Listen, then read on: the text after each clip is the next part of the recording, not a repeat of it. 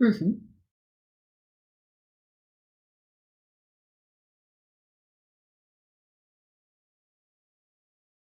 Yeah.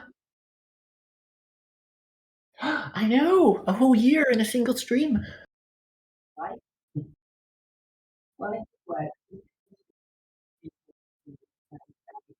Yeah, that's true, actually. Yeah, like something to go along with like the monthly blog post or something like that. That'd be quite cute.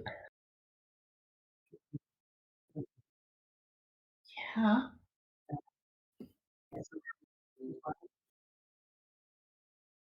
There goes the notification. Let me just.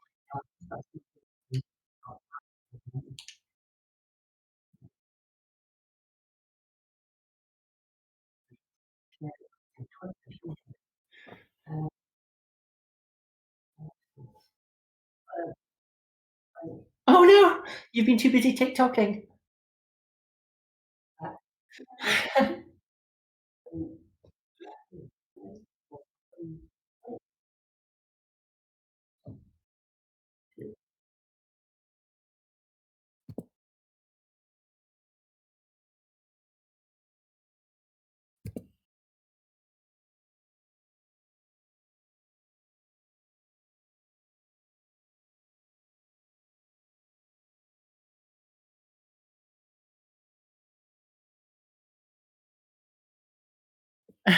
I'm sure people will be able to figure it out.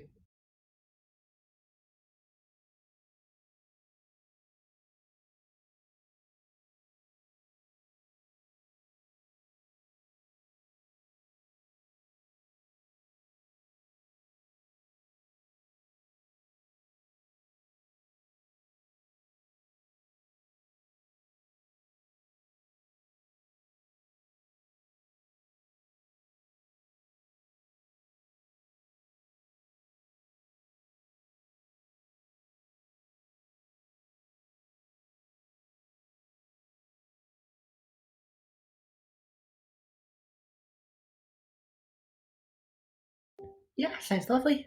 Hi. Hello. Hmm?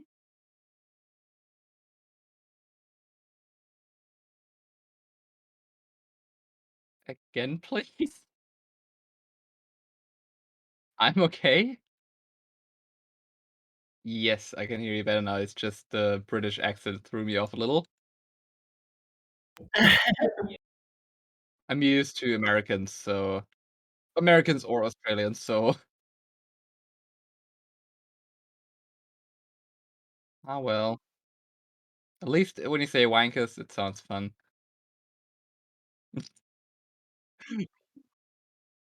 Oh boy.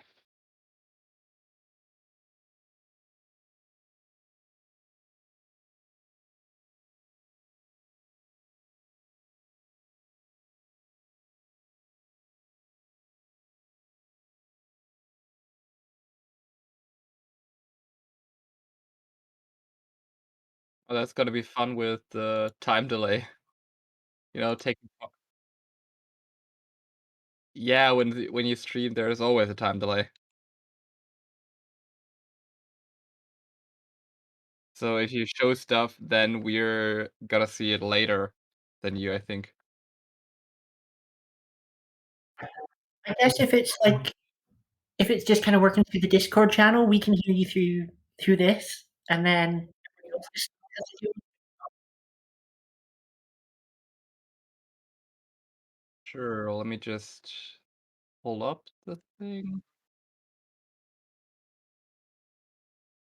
Oh god, I think I totally forgot to wait. Let me just put some stuff in there because I totally forgot to put anything in there, I think.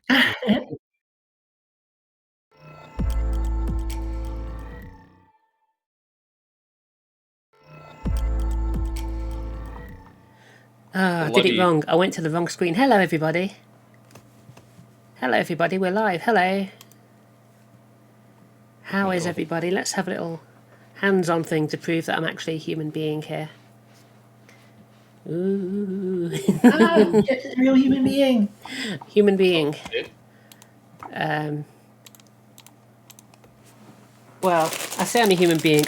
I might be a nerdling. Ooh. Looks like the delay is about 6 seconds or so. So it's not too bad. Yeah, we're going to give this little nurgling away at some point on the stream. So keep an eye out for that little fun giveaway. Hello everyone in chat. Who do we see? We've got Faces and Bases and Nuclear. And in the chat with me, I'm Jess. And with us is Callie and Mummy Nagan. So hope I'm saying... Am I saying Mummy Nagan right? Have I been saying that right? Let's just say your accent makes it sound very funny. Oh, Mummy Nagan. Mummy, like a mummy. Hello, you know? Mummy. Okay, I'm just going to call you Mum. Oh, I like that. Hi, Mum. Mum. No, you cannot have another biscuit. Oh, I want a No more biscuit, Mummy. breakfast for you. Hey, Steve. That's Rex Stuff. Rex Stuff is Steve. We like Steve. Hi, Steve. How are you? Yep. Rarely ever on these streams, so I wouldn't know. Well, this is actually a bit of a first for me. This is my first kind of PAINTSLAM stream and the first one I've got guests on, so it's pretty awesome. We've got a couple of members of the mod team helping out.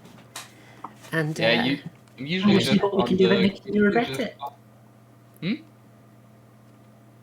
was going to say, we'll see what we can do about making you regret having guests on. Oh yeah. Well, keep it safe for work. If I had a stream deck, I'd have the bonk button, but I don't have one, so I can't do the bonk button.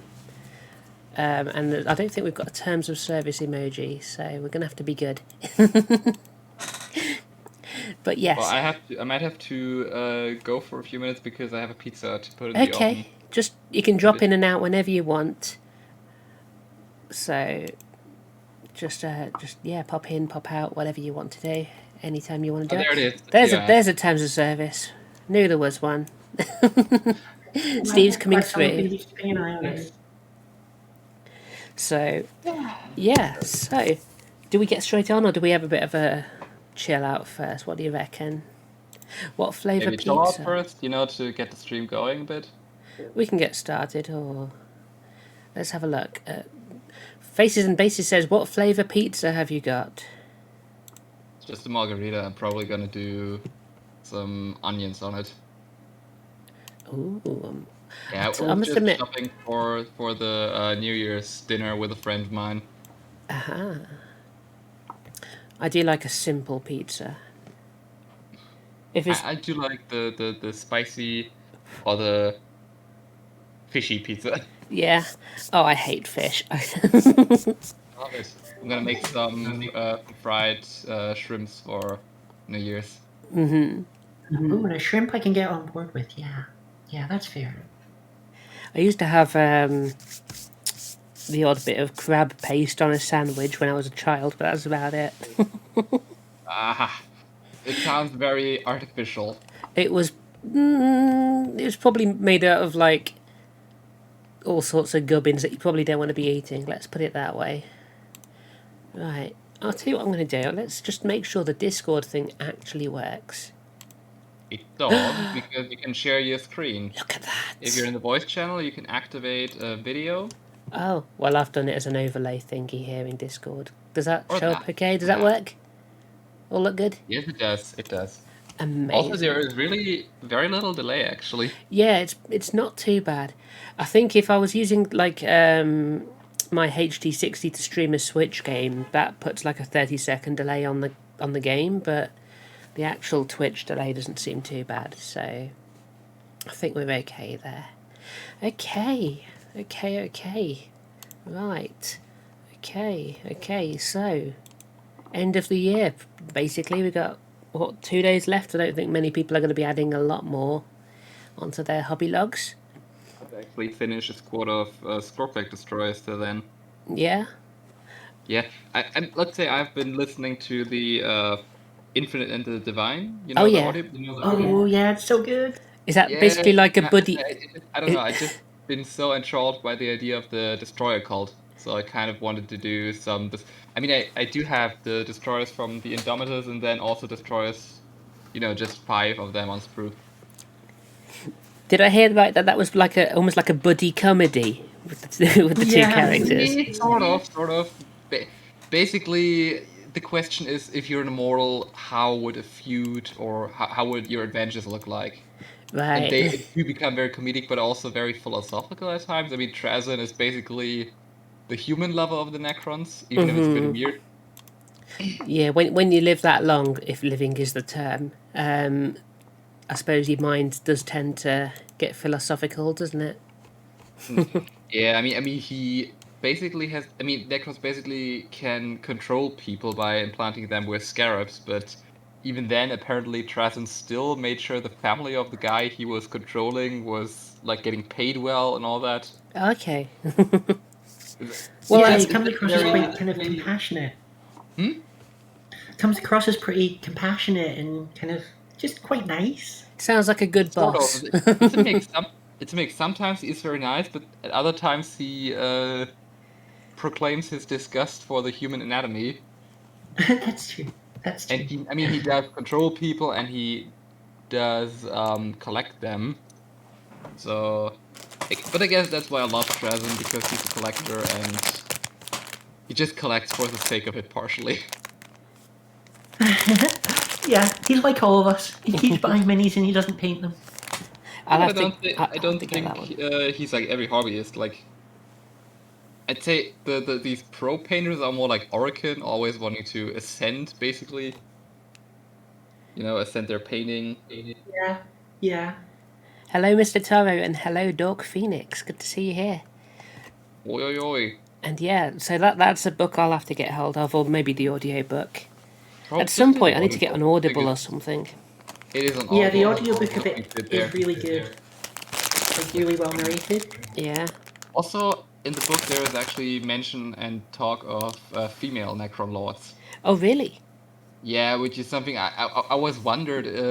Are Necrons a bit like Mechanicum and try to sort of remove gender? Yeah, And, you'd think once they were kind of robotized, as it were, that they would kind of have lost a lot of their more yeah, gendered but aspects.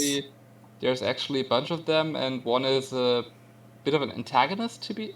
Well, not antagonist, but he's a force against Oricon and Trazyn called Phillies the Executioner. Right. Which is basically the head of the Silent King's Praetorian Order. And yeah, she's a woman. So that's neat. That is neat. I have seen people, when they make the female Necrons, they tend to use the drones from Blackstone Fortress. Oh. Because they use those as the heads, and it has like that kind of feminine shape to it. Okay, I've actually only seen people use was it Wargames exclusive, I think? Oh yes, those, yeah. With boobs and all that. But honestly, I would imagine that the Necrons don't really have a distinctive look in regards to male and female. No, I shouldn't imagine. I shouldn't imagine the Catan could tell the difference anyway. It's not like it mattered to them. Also, thank you for the subscription, Dork Phoenix. That's amazing with the Prime subscription. Thank you so much. And hello to Giraton or Giraton, however you want to say it. I'm not good at pronouncing things. Yeah, Giraton. Giraton. Giraton. Okay. Stop being bad at Japanese. Right. Okay. Let's hold the plushie giveaway for a little bit. We'll let some more people get in because we're still near the start. But yes, if you are here, we are going to do a giveaway for this little chappie. He doesn't have a name, or she doesn't have a name, or they don't have a name. It doesn't have a name. It could very easily be a non-binary nerdling. So I think at the point of decay they are at, there is no other option but being non-binary. Okay. Well, considering how wrong everything is. Well, anyway, yeah. Whatever the nerdling wants to be. Yeah. We'll let the new owner make that decision. Giraton. There we go. Giraton. Wonder Emoji. Hey, how's it going? And yes, okay, that's a new thing. Nerdlings are all NBs. That's our new thing. And it's official. It's real. And we're gonna have to draw an NB Nurgling as an emoji, I think. They'd say demons are just above gender. Yeah. As a whole. Especially Slanesh. They're just like, gender? Mix and Also, I match. just realized the Mechanicus would actually probably hunt you down if you said you were non-binary. That's true, because they love binary. Yep. You would be an affront to the machine god. You're like, I'm non-binary, but I'm in the Mechanicus. Do I even exist? Ah! You'd probably be Dark Mechanica. It would shut your own brain down. Wait. Wasn't it? It's Mechanicus now, and it was Mechanicum before the. Yeah, it was the Mechanicum, yeah. And now it's Mechanicus because Yeah. it's adapted. For one reason or another. Okay. Ooh. Amazing. Right. So, what's everyone got on their painting table at the moment, by the way? Has anyone got anything on the painting table? And that goes open to the I chat told as you well. I've got my Scorpic destroyers here. Yeah. I've got a few Germans for bolt action. Oh, yeah. I've got the Castellan for the Black Temples that I tried to paint with the, having highlights in places where light would be. So Oh, yes. basically over committing myself a bit there. That's and fair. I have a bunch of other minis, but I don't think I'll paint them anytime soon. Yeah, I've got a habit of building a model and then sort of forgetting it's there. Commissar Ludfang, hello. Commissar Ludfang Also, I wonder resubscribed would for it- 11 months. I also Greetings. want to try to make the destroyers be part of different dynasties, to show that they're basically just a cult that does not really care about dynasties. Yeah, they're just sort of hanging out together now. Yeah. Also, I may want to get some flayed ones. Oh, I want some flayed ones too. Which ones? I want some flayed ones. No, which ones? Which ones? I mean, there are 3 versions of them. Oh, really? I just want the newest ones. Yeah, the newer ones are cool, but I actually think I might want to try to get the 3rd edition ones. Yeah, those are cool. It's not the previous ones though. It's even earlier than that. Yeah, the kind of, you've got the sort of like middle hammer ones as well, haven't you? Yeah, and then there are the first ones are really like hunched together, really tight in their pose. Yeah. Speaking of 3rd edition, anyone planning on getting the made to order deal? I don't need it because I've actually got the box, but I'm sure someone in chat probably will. Yeah. Because Miss Jess found it at a charity shop. It was amazing. I couldn't believe it. I saw it in the window and I was like, Yeah. ah! I made a squeal in the street. I couldn't believe it when it was all on sprue and everything was in there. I was amazed. Also, I've seen people say that the Marines are not the ones from the actual box. But I The think sprues pictures- looked right to me. They look the same as the ones the I've sprues got. still look alright, but the picture on the back of the box shows that the sergeant looks a bit different. But I'm not quite sure if that was actually in the box or if it's this thing like with Space Quest or Space Crusade, where you had pictures of test models on the side, but Yeah. they weren't actually inside. The photography was probably done a long time before the actual sprues were put Yeah, in the because box. the sergeant looks a lot more like the one from the 2nd edition box, Yeah. with the rigid pose, just. Yeah. I just want to quickly say thanks for the subscription, Commissar Ludfang. Thank you. That's amazing. Hi to the elusive Sean. And we got No Scent in chat as well, one of our PAINTSLAM moderators. In fact, Commissar Ludfang is also a PAINTSLAM moderator. Wait, So, new send? No send? No Scent is guilty on the Discord. Okay. So, Also, yeah. I've kind of probably started a bit of a thread on Twitter right now, earlier when I posted about the price for these made-to-order Thorin's Company. Oh, You see right, it? yeah. It's £100. £100, yeah. So it's like £7 or so quid, £8 per model, isn't it? Or so. Yeah, it's like almost £8. And I can understand that people say that it's not the worst deal, but considering... I think it that- feels like a lot, given that the models are single-piece, small models. It feels... Yeah. It Plus, doesn't feel like a good deal when you look at it. For example, as a comparison, they made 2 made-to-orders. They made the young Bilbo Baggins as a made-to-order. Yeah, is he alongside 11? Thorin's Company. And the Bilbo Baggins is actually £11, but Yes. that doesn't feel like an expensive offer because it's one miniature that you can choose to get, and it's £11. It's still a great price compared to others. Yeah, But yeah. then you have to commit £100 to a full set, and It's a lot to lay down on one little warband, isn't it? Really. yeah, I'd say if they had done like £30 for 3 of them, like they did with the version of Torrent's Company that was in Yeah, if they'd in split it armor. into smaller bundles, perhaps. Yeah, exactly. One for dwarf bundle, and the others being 3 dwarf bundles. And I think then Yeah. people they would probably not feel so badly about it. It might So- work out the same in the end, but you're not kind of just buying essentially one £100 Also, thing. plus you can actually choose if you want to get some. But I've heard people say that they are super rare, actually. So Oh, really?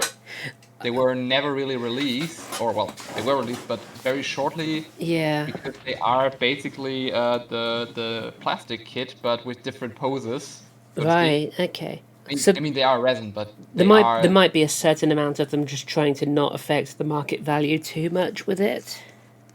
as if GW ever cared about that. Wow. I mean, come on, look at how Cursed City skyrocketed. Well, the scalpers will feel pretty silly soon. So Yeah. I just hope the price stays the same because Yeah. they already did the other models separately, but for That's a really true. high price. Hopefully it'll still be the same price. I think that'll come back in before I even start painting my box. Also, you've seen the 2 new Space Marines they revealed. So first of all, oh come on, again Space Marines? I saw the Ancient. Yeah, but they also released a new Captain Gravis armor. But Oh, and yes. here's the big but.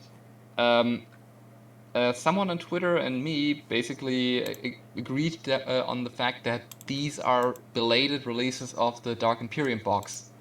Yes, because those were the kind of standard inclusions, like for the command on the big sprue, weren't they?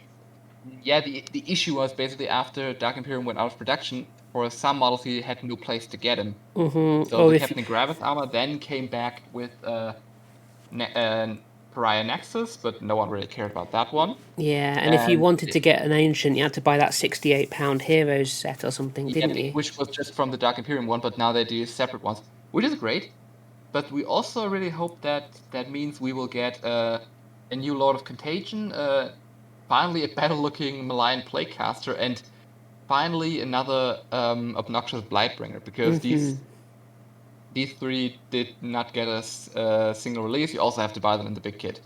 Yeah, Which, I suppose. by the way, reminds me of the weird fuck-up GW did when they designed the Poxwalker sprue.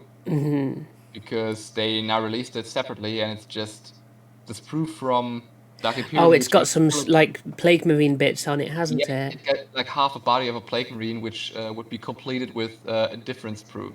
Yeah, I think they've planned it out like, a bit better with more recent ones. I think they've learned from that a little bit. Yeah. Interesting though that you say like about things not being available. It reminds me of the Korgorath from the first Age of Sigmar set, because they never released an individual one of those. I mean, the Korgorath is still available. You can get it in the Start Collecting box for the... But you can't just buy one more Korgorath and it's got no options. So it would be nice to see a more versatile kit for that one day. Maybe, though I do think you could probably just make one with the Chaos Spawn kit. Because there's a corn head, and with some plates, you probably have one. Yeah, and you could always kind of bring in bits from a Hellbrute as well and convert something up, couldn't you? Yeah, but I mean, you know Casey, eBay Miniature Rescues? Yes, I did that. It was his video that made me think about it. Yeah, exactly. But I mean, he also noted that they made a greater Korgorath. Yeah, the Forge World one. I was wondering, is it actually a greater Korgorath, or is it just an old demon model they basically renamed for? I suspect it was going to be a named demon, and they ended up renaming it just as a Korgorath. Yeah, because it does not look at all like a Korgorath, you know? Yeah. I wouldn't be surprised if it was part of what was potentially going to be some End Times stuff from Forge World at one point. Yeah, or a scrapped Horus Heresy demon. Yeah, it could be anything, really. Because I think it would look, you know the Samus demon? Yeah. It looks so much better if you pretend that the Greater Korgorath is Samus, basically. Mm-hmm. You know? You can definitely imagine it being Samus. Yeah, it would look better because Samus just looks like a sort of a Blood Bowl demon, actually. Yeah. With the weird head ornament and his one strong arm. Yeah. Commissar got the corn box. So I think that corn box is literally just the corn half of the first AOS set, isn't it? They also did the same with the Stormcasts. Yeah. It was a nice little army, to be fair. I mean, that first box, apart from the fact it had basically nothing in it in the terms of rules, it was pretty good. So to be fair, as we speak of start collecting boxes, I'm kind of afraid that they'll be completely phased out now. I think they will be. I think the £85 Combat Patrol and Vanguard ones are going to be the way it is. So it's going to be a slightly higher cost of entry for people. Slightly, but the issue is basically the cost of entry went up by 50 euros, basically. Yeah. So it used to be, I mean, all of the start collecting boxes used to be... they started out as £50 for us. So. Yeah, 65 euros. Then they readjusted the prices, which in some cases made sense because you could get the Iron Jaws one, which was also just 65, but the Gore Grunters in their cost as a separate box 67 euros. Yeah. So you basically got them even cheaper and a whole unit of Art Boys and a War Chanter free on top. Yeah, so it's like the Seraphon one, isn't it? That had like the it's not the Stegodon, the Carnosaur in it, which was the same price individually. Yeah, exactly. So it made sense they readjusted the prices, which was okay. We basically were back at square one with the old Battle Force boxes, although the content was a bit more attuned for new players. Yeah. And now they introduced Combat Patrol, and that just felt, I don't know, it felt more like something they could have done additionally. So I wasn't there when it was available, but maybe someone remembers here. They used to be Battle Force boxes, and then there was Mega Army boxes. Yeah, you used to get some really big boxes. Yeah, but it basically was a standard thing. So you had the Battle Force for the Chaos Marines was I think a Predator, some Possessed or Corn Berserkers, and a squad of bikes and a squad of Chaos Space Marines. Right. And then the Mega Army had some extra Corn Berserkers, what's it called? The big claw spider thingy, Scourge? Ooh, the Defiler, yeah? A Defiler, yeah.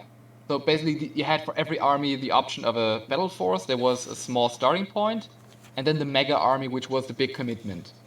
And it just feels like GW could have made the Combat Patrols be an addition to the start collecting. Yeah, so you still had a more affordable option for people who were just not ready to commit that sort of money or didn't have the money. Because, I mean, even the starter boxes used to be below 100 euros, for example, so it was more interesting to start and easier. Yeah, I mean, one thing I do like is the way they have like the 3 tiers of starter box now, with like the cheap one, the medium one, and then the big one with the terrain in it as well. I think that is a really nice way for people to get started on their own level. That's true. It's definitely an improvement. But the whole I think I've actually talked about that with someone at HW. The constant raising of prices and never lowering them will eventually be a really big problem for GW. That's generally a problem in economy. I mean, there's an argument to be made that it's not necessarily the prices increasing that's the problem. It's the fact that wages don't increase that's the bigger issue. It's the inflation being not properly being adjusted by Okay, so inflation and all that is a normal process. It's an up and down and up and down and up and down. It can be sped up or slowed down, depending where you are. But the issue is that companies, that employers do not really properly adjust to that. So you have periods of time where they totally forget to maybe raise the wages, in which they see more profit because they can make more, but they don't have to pay as much. But then they meet the issue of people not being able to afford it anymore, so they quit. And GW has been constantly raising the prices for years now, and has not really lowered them. And I don't want to be one of these, GW always just money, blah blah blah. You know that the chats. I'm just saying that I'm worried that they might not catch the wind, Yeah. at the right time before it's too late. Ultimately, they need to avoid alienating people with the price increases. That's the key of it. But all we can do is watch. But hopefully, I mean, what a starter set peaks at about £130 now, give or take. I think the new Warcry set was 130 for us. Yeah. So I think that's kind of like any more than that, and I think it is starting to get a little bit. I mean, they did like I think 210 euros or so for the Dark Uprising box for Necromunda. Well, I'll tell you what though, if someone doesn't have £200 lying around to buy models with, they can get a free plushie. True. Shall we do a quick giveaway and then we'll get into the... Yeah, I think 21 people, everyone has a fair chance. Yeah? Okay, let me jump over to Nightbot. And a home for the NB Nurgling. The Nurgling, yeah, NB. So what I'm going to do is I'm going to set it to be a keyword. Is now following. We lost one person. Sorry, you're missing out now. Scrap at 84. Thank you for the follow. Right, okay, let's set a keyword. I'm going to just make the keyword Nurgling. So if I do that and then click that, right. Someone type the word Nurgling and let me just see if this is adding you to the contest. If someone types it, who wants to enter for a Nurgling? Anyone?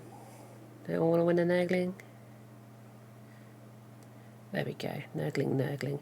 Yeah, that looks like it's activating you for the giveaway. So everyone who wants one, type Nurgling into the chat and we'll roll it to see who can win. So this is open to everybody. Oh, wait, let me just log in. Yeah, it's open to mods. I don't need another plushie right now. That's it, just enter the word Nurgling and you've entered. And we'll roll it in a minute. So, hashtag rigged. No region restrictions. No, it shouldn't cost me too much to send a Nurgling. It's quite light, so hopefully it won't cost me £1 million to send it. If the postage turns out to be quite high, if it goes off somewhere that I can't afford it to, I'll wait till the next Patreon money comes in and that'll help cover it. But yes, you can enter wherever you are. That's funny. I've actually done a giveaway stream yesterday as well. Yeah? Yeah, do you know the Creature Conference? I don't. Do you know Modern Synthesis, the Tyranid guy? The name sounds familiar, but I don't... Makes giant Tyranids and sculpts almost everything himself. Alright. I think I've probably seen them around, yeah. Okay, so yeah, he and, a friend of his, Hydra, has done a charity event, Solstice 28. You might have seen that on my account. Okay, yeah. We all got an unfinished sculpt of a Cthulhu statue, and we should do something fun with it to basically draw people in to donate money to certain charities, who then can enter into a raffle to win one of these statues. Oh, brilliant! Oh, that's awesome. And we actually raised around $1,300 with it. Oh, so wow. It was effective. And yesterday we did the giveaway stream. Awesome. Mm-hmm. It's fun. That is awesome. Does anyone else need to enter? You just have to type the word Nurgling into chat and we'll roll the giveaway any second now. We currently got 7 people entered. Wait, the Kamsalud thing, the sticker they just sent does remind me a bit of Casey from eBay Miniature Rescues.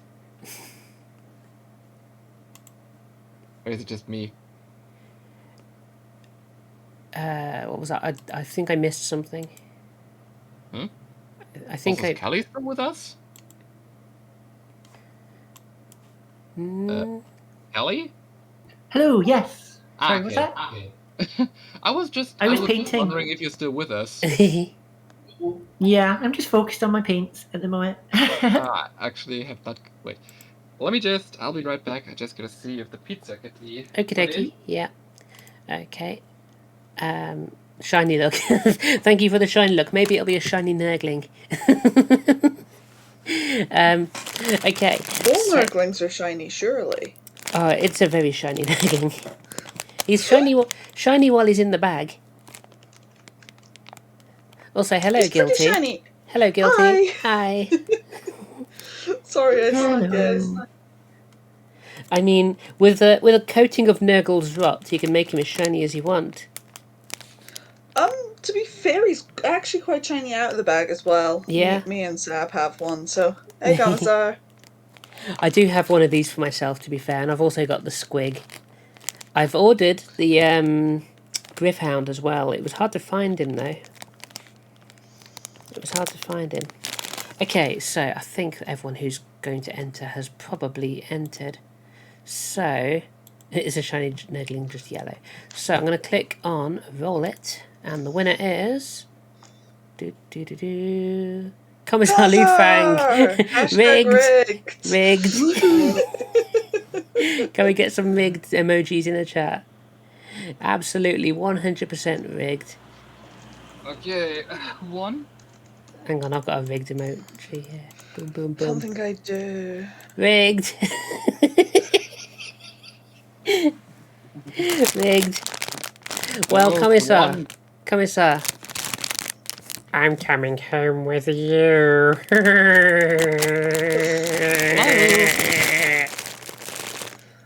Ein Moment. Hi. Ja, was ist denn? Yeah, so Commissar, message me after the stream sometime and I'll get that all bagged up for you and send it out with Lena when she does her next post office run. So, I'm just going to pop him over there out the way. Congratulations, Commissar. Amazing. So, now, I think that's the perfect time to jump into the PAINTSLAM showcase. So, bum bum bum bum bum bum bum bum. There's the end of year showcase. Can I make this a bit bigger on the screen? A little bit bigger like that. What do you reckon? How's that? That looks alright, doesn't it? Okie dokie, okie dokie, okie dokie, okie dokie, okie dokie.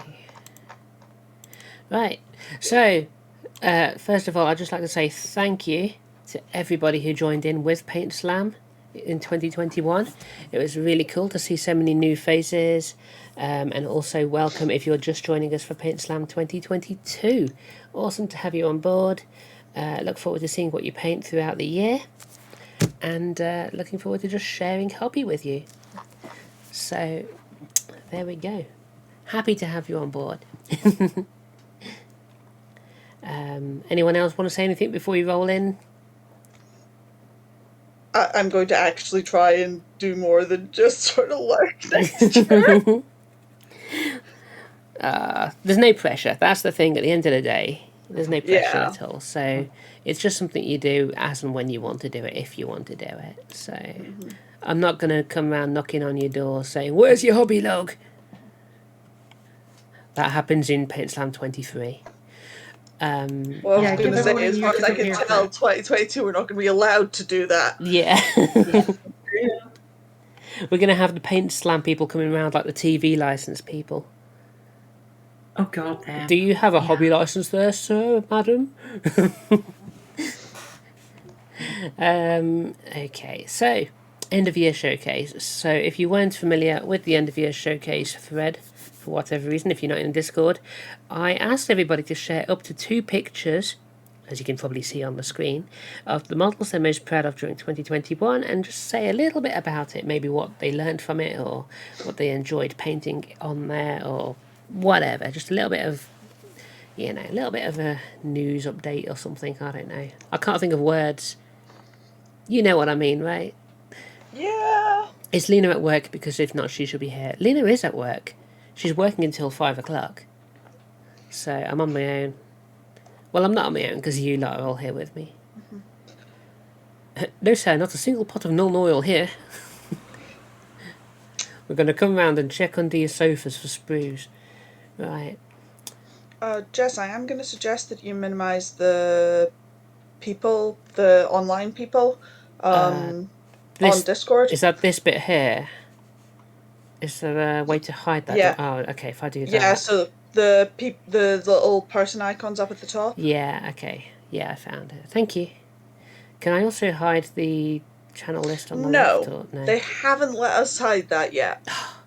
Rude. Very rude. Rude. Okay. Can I last minute put something in that feed? You absolutely can. Absolutely. Like I say, it's just 2 pictures. Get to the end of the feed before it matters. So any 2 pictures that you're most happy with, and a little bit of information about them, like what you enjoyed or whatever. Get it in there. Right. So, from the top, we're starting with Voodoo. So we've got Throg, which is this troll chap here. I think he was a named character in the world that was. And what else have we got down here? Let's have a look. Is that a Blood Bowl team? It looks like a Blood Bowl team to me. Awesome. Yeah, they look good, don't they? The only problem is, if I click Show Original, it's going to open up in my web browser instead, isn't it? Yeah. Okay. Well, yeah, it's a nice Blood Bowl team. No, it looks like it's a Chaos affiliated one. You got some kind of very beefy looking dudes in there. That's awesome. I love the basing as well. It's got like loads and loads of skulls all over the bases and blood splattered helmets and stuff. That's awesome. I love that. And Throg. Is it Throg or Trog? Throg. I've got to figure it's Throg, right? Throg. Throg. I think. I'm just guessing. He looks very cool. Again, great work on the base as well. I love this kind of like stacked rocks with like the moss climbing up it or the bush. Yeah. That's really cool. And the contrast between like the blue and the kind of pale skin as well looks really nice. Yeah, I like those. Like you're saying, I like the bases. They're really good because they're like, there's a lot going on, but they're not like busy. They're not drawing away from the rest of the model. Yeah, they don't distract from the model. They just kind of like make it feel like it's actually there in the place. Mm-hmm. Yeah, they're very good at just being. Yeah, they definitely. It feels like it's a real place. It doesn't feel. You can imagine he might have just come out of a cave in like the rock face up here somewhere, and he's shouting off to the dwarfs, "You kids, get off my land." That's what he's doing there. He's got his walking stick, and it's definitely an old man yells at cloud situation there with that sculpt. Okay. Throg was just a lovely model to paint and a chance to mess with flesh tones and red contrast paints. So that'll be what was on the cloak there. The unicorns. Oh, that's what the team's called. The unicorns. With corn spelt Khornes. Nice. A replication of the Corpse Grinder Cold that's painted with the Necromunda Uprising release. So obviously the techniques they'd learnt on that, they applied to the team there. With a nice, that's where the blood splatter comes in and stuff. So that's awesome. That's really good stuff. So that's from Voodoo. So, round of applause for Voodoo. Yay! Okay, and then we're going to move on to Crafty Banana. I think we're going to have to move fairly swiftly because there are quite a lot of people who've shown stuff off. So, Crafty Banana. My paint slamming fell off a cliff in the second half of the year. Life happened. That's how life works, unfortunately, isn't it? Especially in the current climate. Mm-hmm. I still got through some minis I was pleased with. In particular, the Custodes Command Brothers here came out surprisingly well for a glorified coat of lead belcher and generous use of metallic Sharpie. We like the Sharpie technique. And the Cold One / Stroke Spawn Knights were great fun to paint, even if they were too pointy to properly photograph in my tiny flat. I love Cold One Knights. Like, what could be cooler than like evil elves riding dinosaurs? Right? And like that's basically as cool as Warhammer can get. Yeah. Yeah. So this is lead belcher and Sharpie, basically. So you can see, obviously, the gold Sharpies are great. I've used them on some Titans, on all the trim, and it works so well. So that's a really effective scheme for, Yeah. Nice, easy technique. I'm absolutely loving the standard. It just looks so real. Like, it looks like it's metal. Yeah. It looks, yeah, it kind of looks like something a Roman army would be Yeah, it's carrying. not like too polished either. It looks like it has seen the No. field of battle, Yeah. and it's getting a bit tatty, but still standing proud against like the sea of bodies. And the Cold One Knights, you've got that lovely kind of green scale against, the relatively muted colours elsewhere. Yeah. Those things would absolutely have your arm off in seconds. Again, Oh, yeah, very. I really like the subtle basing. You've got like just the odd little rocks scattered around and this kind of like dead autumn leaves. Yeah. And the colour of the leaves ties in really nicely with the shields. So you've got that kind of orange that goes all the way through the model vertically. Yeah. Also, can we just talk about that nice banner?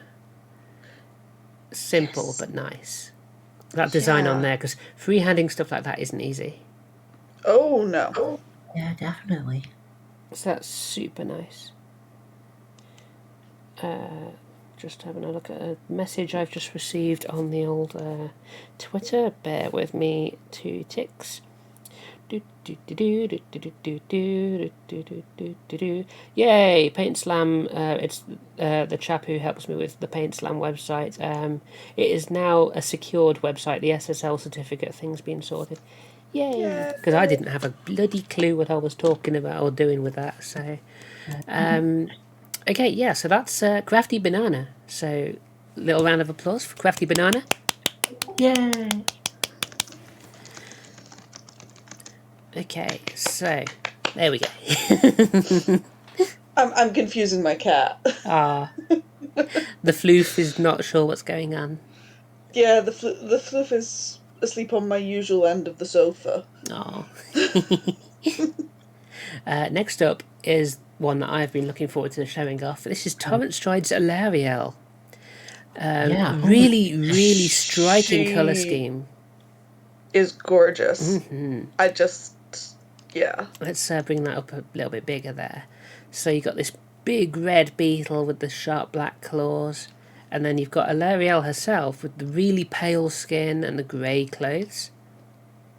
But then the big bright red on the wings again, which just, it's almost like, the artwork for Cursed City that was just black and white and red? Oh, yeah, It just reminds me of that. It's kind of like very artistic and very stylized. Yeah. Also, the bottom of her, I'm not entirely sure what you call the cloth off that, but it looks like it's bloodstained. Yes, it does. Yeah, you can see it. It kind of gets more I red missed down that there. when I first looked at it, and then I looked again and went, oh, wow. I also And like just- the blood dripping from the eye sockets a little bit as Yes. well. I don't know if it's be makeup honest- or if it is blood, but either way, it's very cool. When I opened that, the second one that's focused on her, I think that was the first thing I really noticed about it. And it's just, it's an amazing. And it's a well-balanced paint job, because you have got all these dark colours and then the face is so bright compared to all these colours. So the eye's drawn right to the face straight away. Yeah. That and the boob window. Yes, that too. Everyone's eyes are always drawn to the boob window. But yes, I think that is an absolutely spectacular model, and that'd be an amazing centerpiece to an army. So somehow Yeah, I think as well it's clicked like on that. it's a simple color palette in many ways. It's just like red and greys and whites, but Yes. beautifully painted with them. Absolutely. Sometimes the simple color palettes can be the ones that make models pop the most. Yeah. Also, Because while we're it's at the topic of being a bit more raunchy, I love the leg sculpt in general for this model. It's very detailed around the knees, especially. Yes. yes. The skin is very well rendered, isn't it? We got all the shadows and stuff in there, and it's all super nice. And it's very clean as well. All of these bits that kind of like go over the skin like that. It's very easy to splodge that and make it look messy, and it's looking very clean. Yes. Yeah, so I'm super impressed with that one. That is amazing. That is amazing. So, round of applause for Torrent Stride. Woo!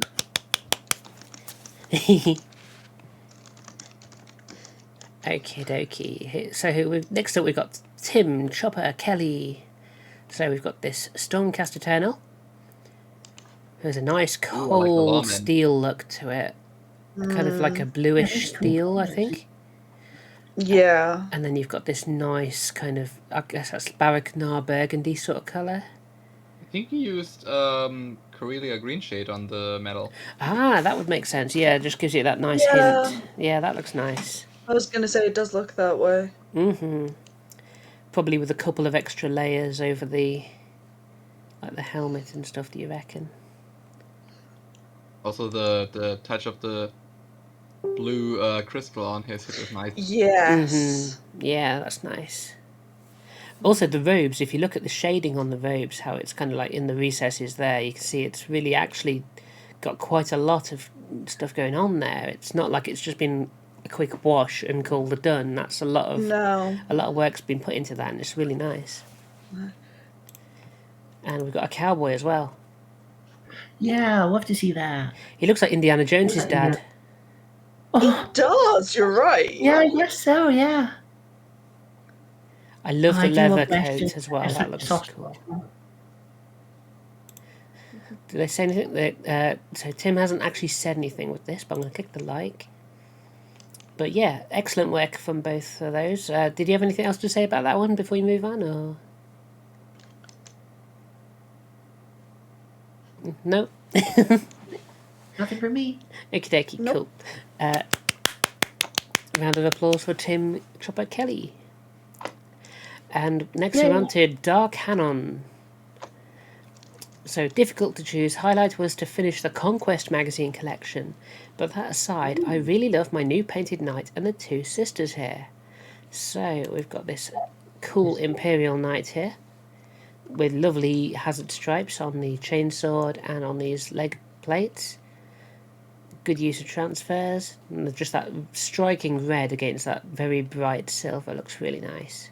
Yeah, I'm not a huge fan of like knights just as like models and things like that, but I like this with the kind of Mechanicus, like the black and white skull and the red like colouring. Yeah. This one looks The effect on the melter is pretty nice. Yeah. burn. And again, you've got that kind of fairly limited colour palette as well. It was basically silver, black, red, yellow. And that's and with a simple colour palette, you've got a really effective design. It also doesn't detract from the model itself. It highlights what it needs to on the models. Yeah, yeah. You can very easily go over the top with knights if you go if you put hazard stripes on every single panel, and it just gets a bit confusing to look at. Yeah. It's like, yes, we get it. Everything's dangerous. Yeah, it's like, warning, this bit's dangerous, the shoulder pads are dangerous. To be fair, I've seen even more over the top knights where they had literal artworks of the Emperor and the Primarchs on every Oh yeah. I think that's fine for Golden Demon, and you're trying to show off and show what you can do. Yeah. To be fair, that does kind of sound like something they would do. But yeah, that does sound over the top. If you were the person who painted it, you'd be really annoyed the first time that a missile went and hit that shoulder pad and ruined your paint job. Yeah. You'd be like, oh god damn it. Emperor damn it. I have to do that again. Also, I would imagine these over-the-top knights are just for parades or... Yeah. You'd kind of want to just like model a little person sitting on the back with a rag. You know that servitor on Helbrecht who's got the rag? You kind of want to put him on one of the shoulder pads, so he's cleaning it as the battle's raging. He's there like wiping away all the dirt. That could be fun.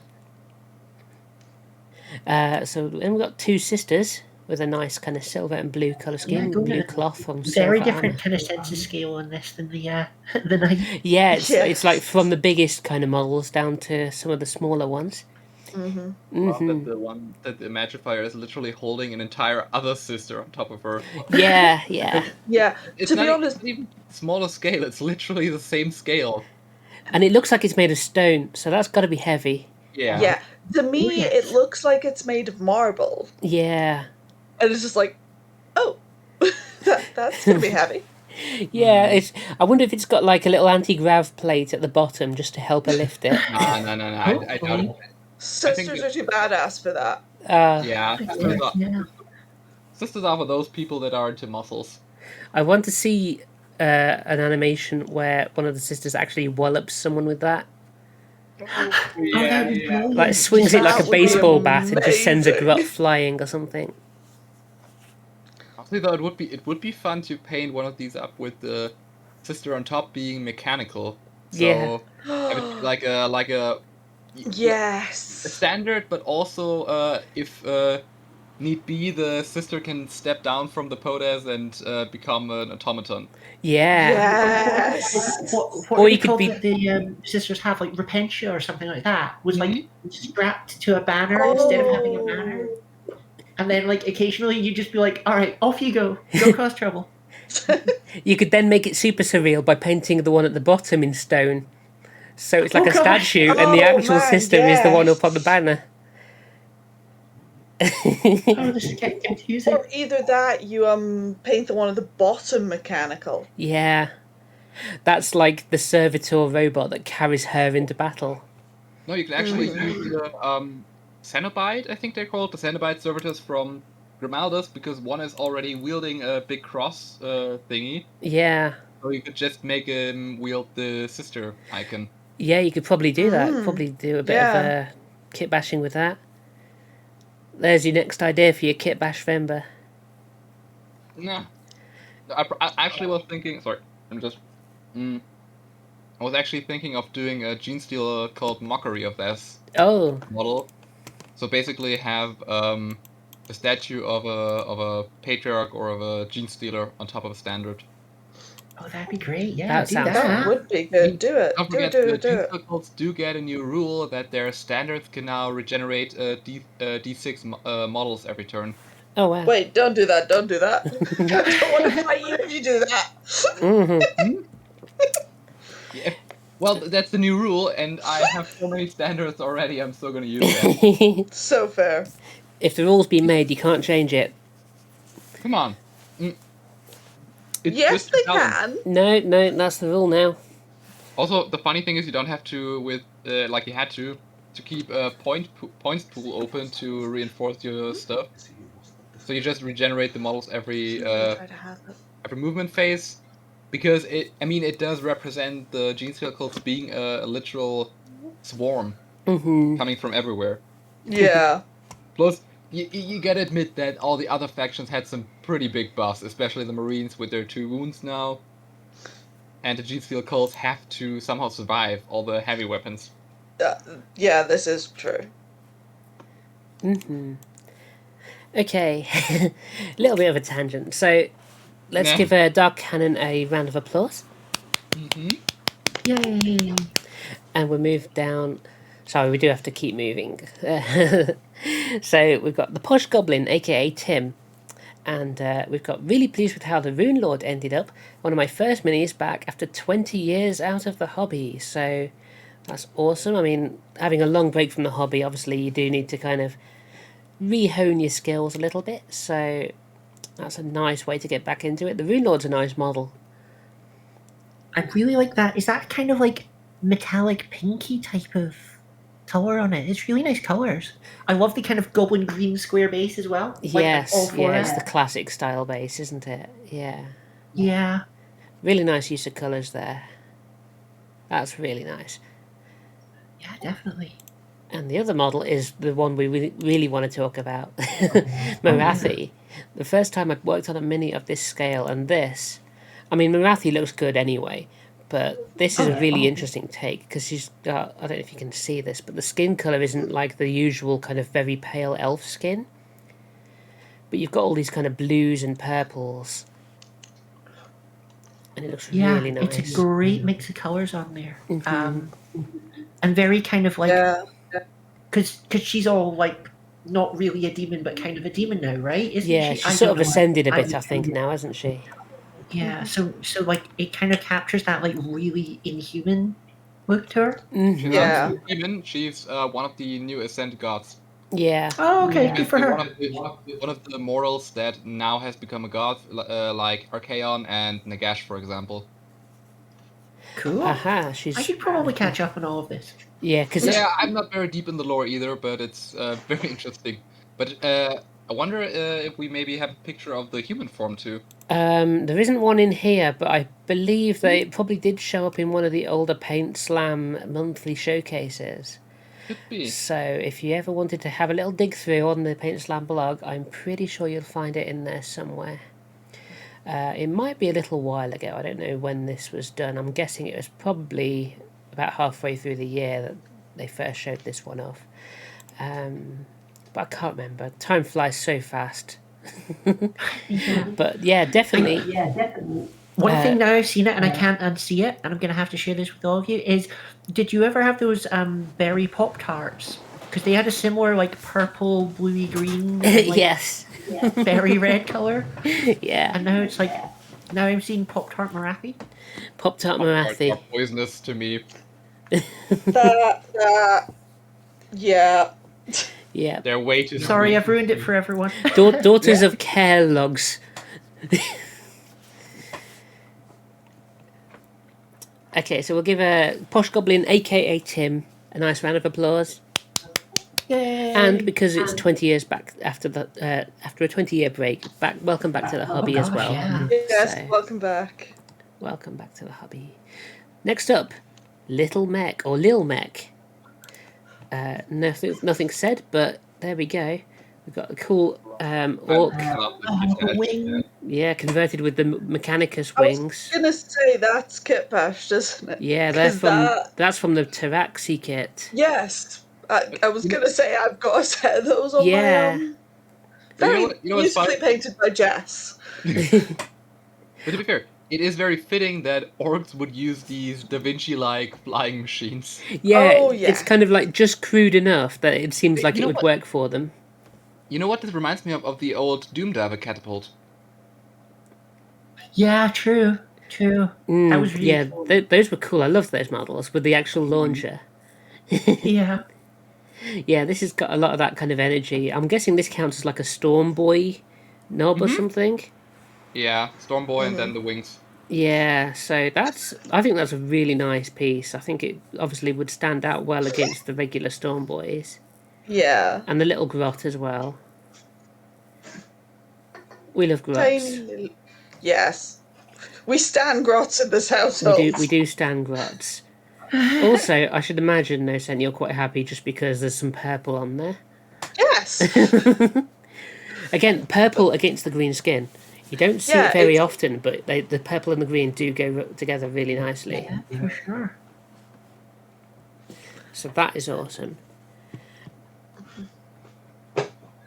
So yeah, I really like that. I'm just going to have a quick flick down and just have a look at the Twitch chat, because I must admit I've not been looking too much at this. Let's just catch up and have who's in. So we've got the Flaming Phoenix in, who's come in. We've got the Pretzel Rocks. No, that's the music. I forgot to turn the bloody music back on. I was wondering, what was music playing? Right, yeah. I muted it to test the volume on the Discord and I forgot to turn it back on. Let me know if that's too loud. We've got Captain Awesome Balls in the chat who says, good day. What's everyone working on? We've got anyone else? Mr. Lamatastics here. What did I just... I feel like I can hear myself back. 2 seconds. Okay. Yeah, my phone is having a... Oh. And hello, Mr. Lamatastic. Hello, chat. Hello, chat. Checking Jess. Turn it down. Yeah, I'm getting some feedback through Discord. Someone can hear me too loud, I think.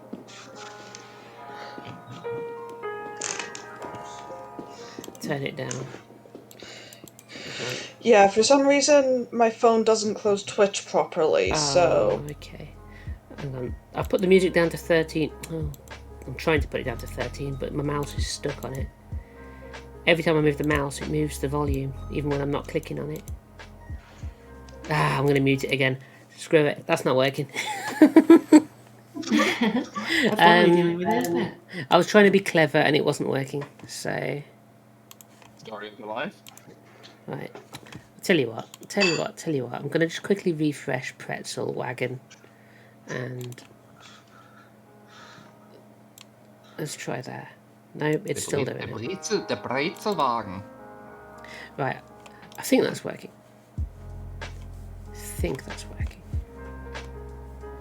Sorry, I've really kind of destroyed the flow of the stream a bit there, haven't I? Let's move on. So we've got JB. Thank you all for bearing with me on technical difficulties, by the way. I appreciate you all. Honestly, technical difficulties are pretty normal for the stream I'm usually in. We actually have a name for them called the Fifth Member. That's fair. There's actually a sticker for them too. So it's a little Ripper from the Tyranids biting through cables. Oh well. Amazing. So JB's been painting some superhero stuff. We've got Venom.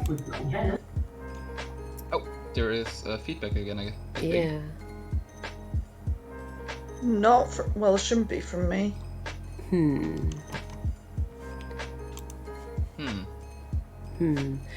don't know. Well, does that sound okay now?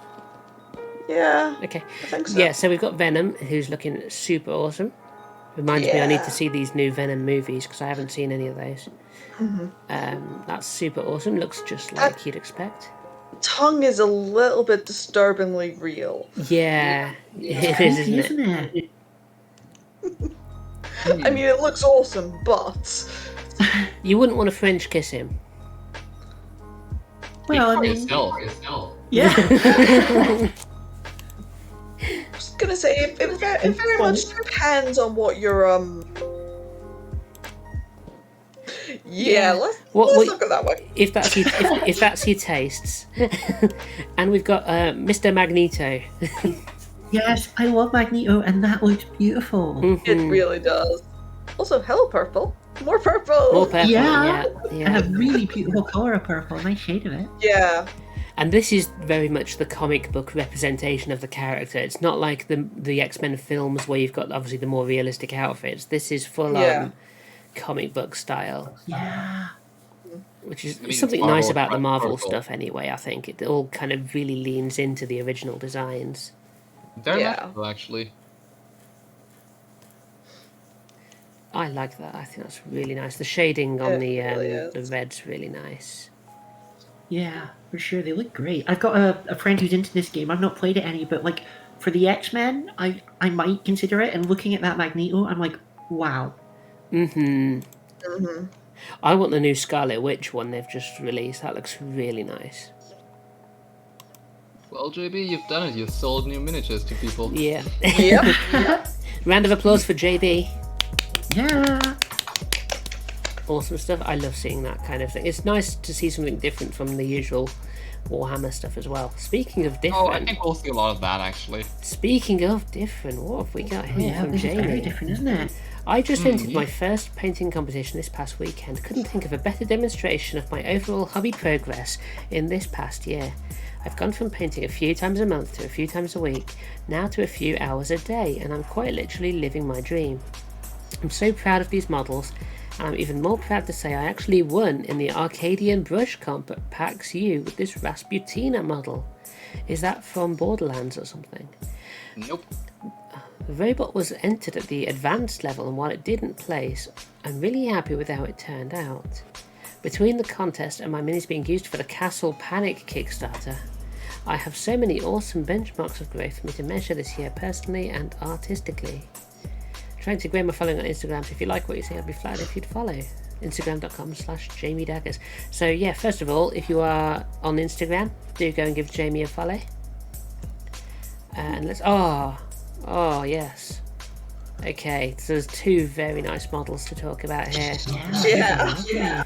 So, the robot. That is beautiful. That really rich yellow into the orange, and then a little bit of purple in the shadows as well. Yeah, just a little bit like on the kind of leg guards and stuff like that. And Yeah. I'm not sure if it's leg guards because it looks disturbingly meaty to me. It looks very organic. Yeah, creepy. yeah, I guess. No, just yeah. very cool. It is very cool. That looks amazing. Yeah, I mean, it's really nicely executed. I mean, it's I don't know if it's quite non-metallic metal, but it's very close to being that sort of effect with it. I guess so, also yeah. just really loving the shading as well on the arms and stuff. It just Yeah. The fade from the kind of bright yellow up here down to to the that kind of. You got the kind of orangey colour, and then it, like I say, it has a little bit of purple in the shadows of the yellow, and it's better than using black because you get that kind of more rich tone to it. It doesn't lose any saturation as you get darker. yeah. So that looks really nice. And then you've got the blue eye lens, which really pops out as well. Yeah, it's a good contrast.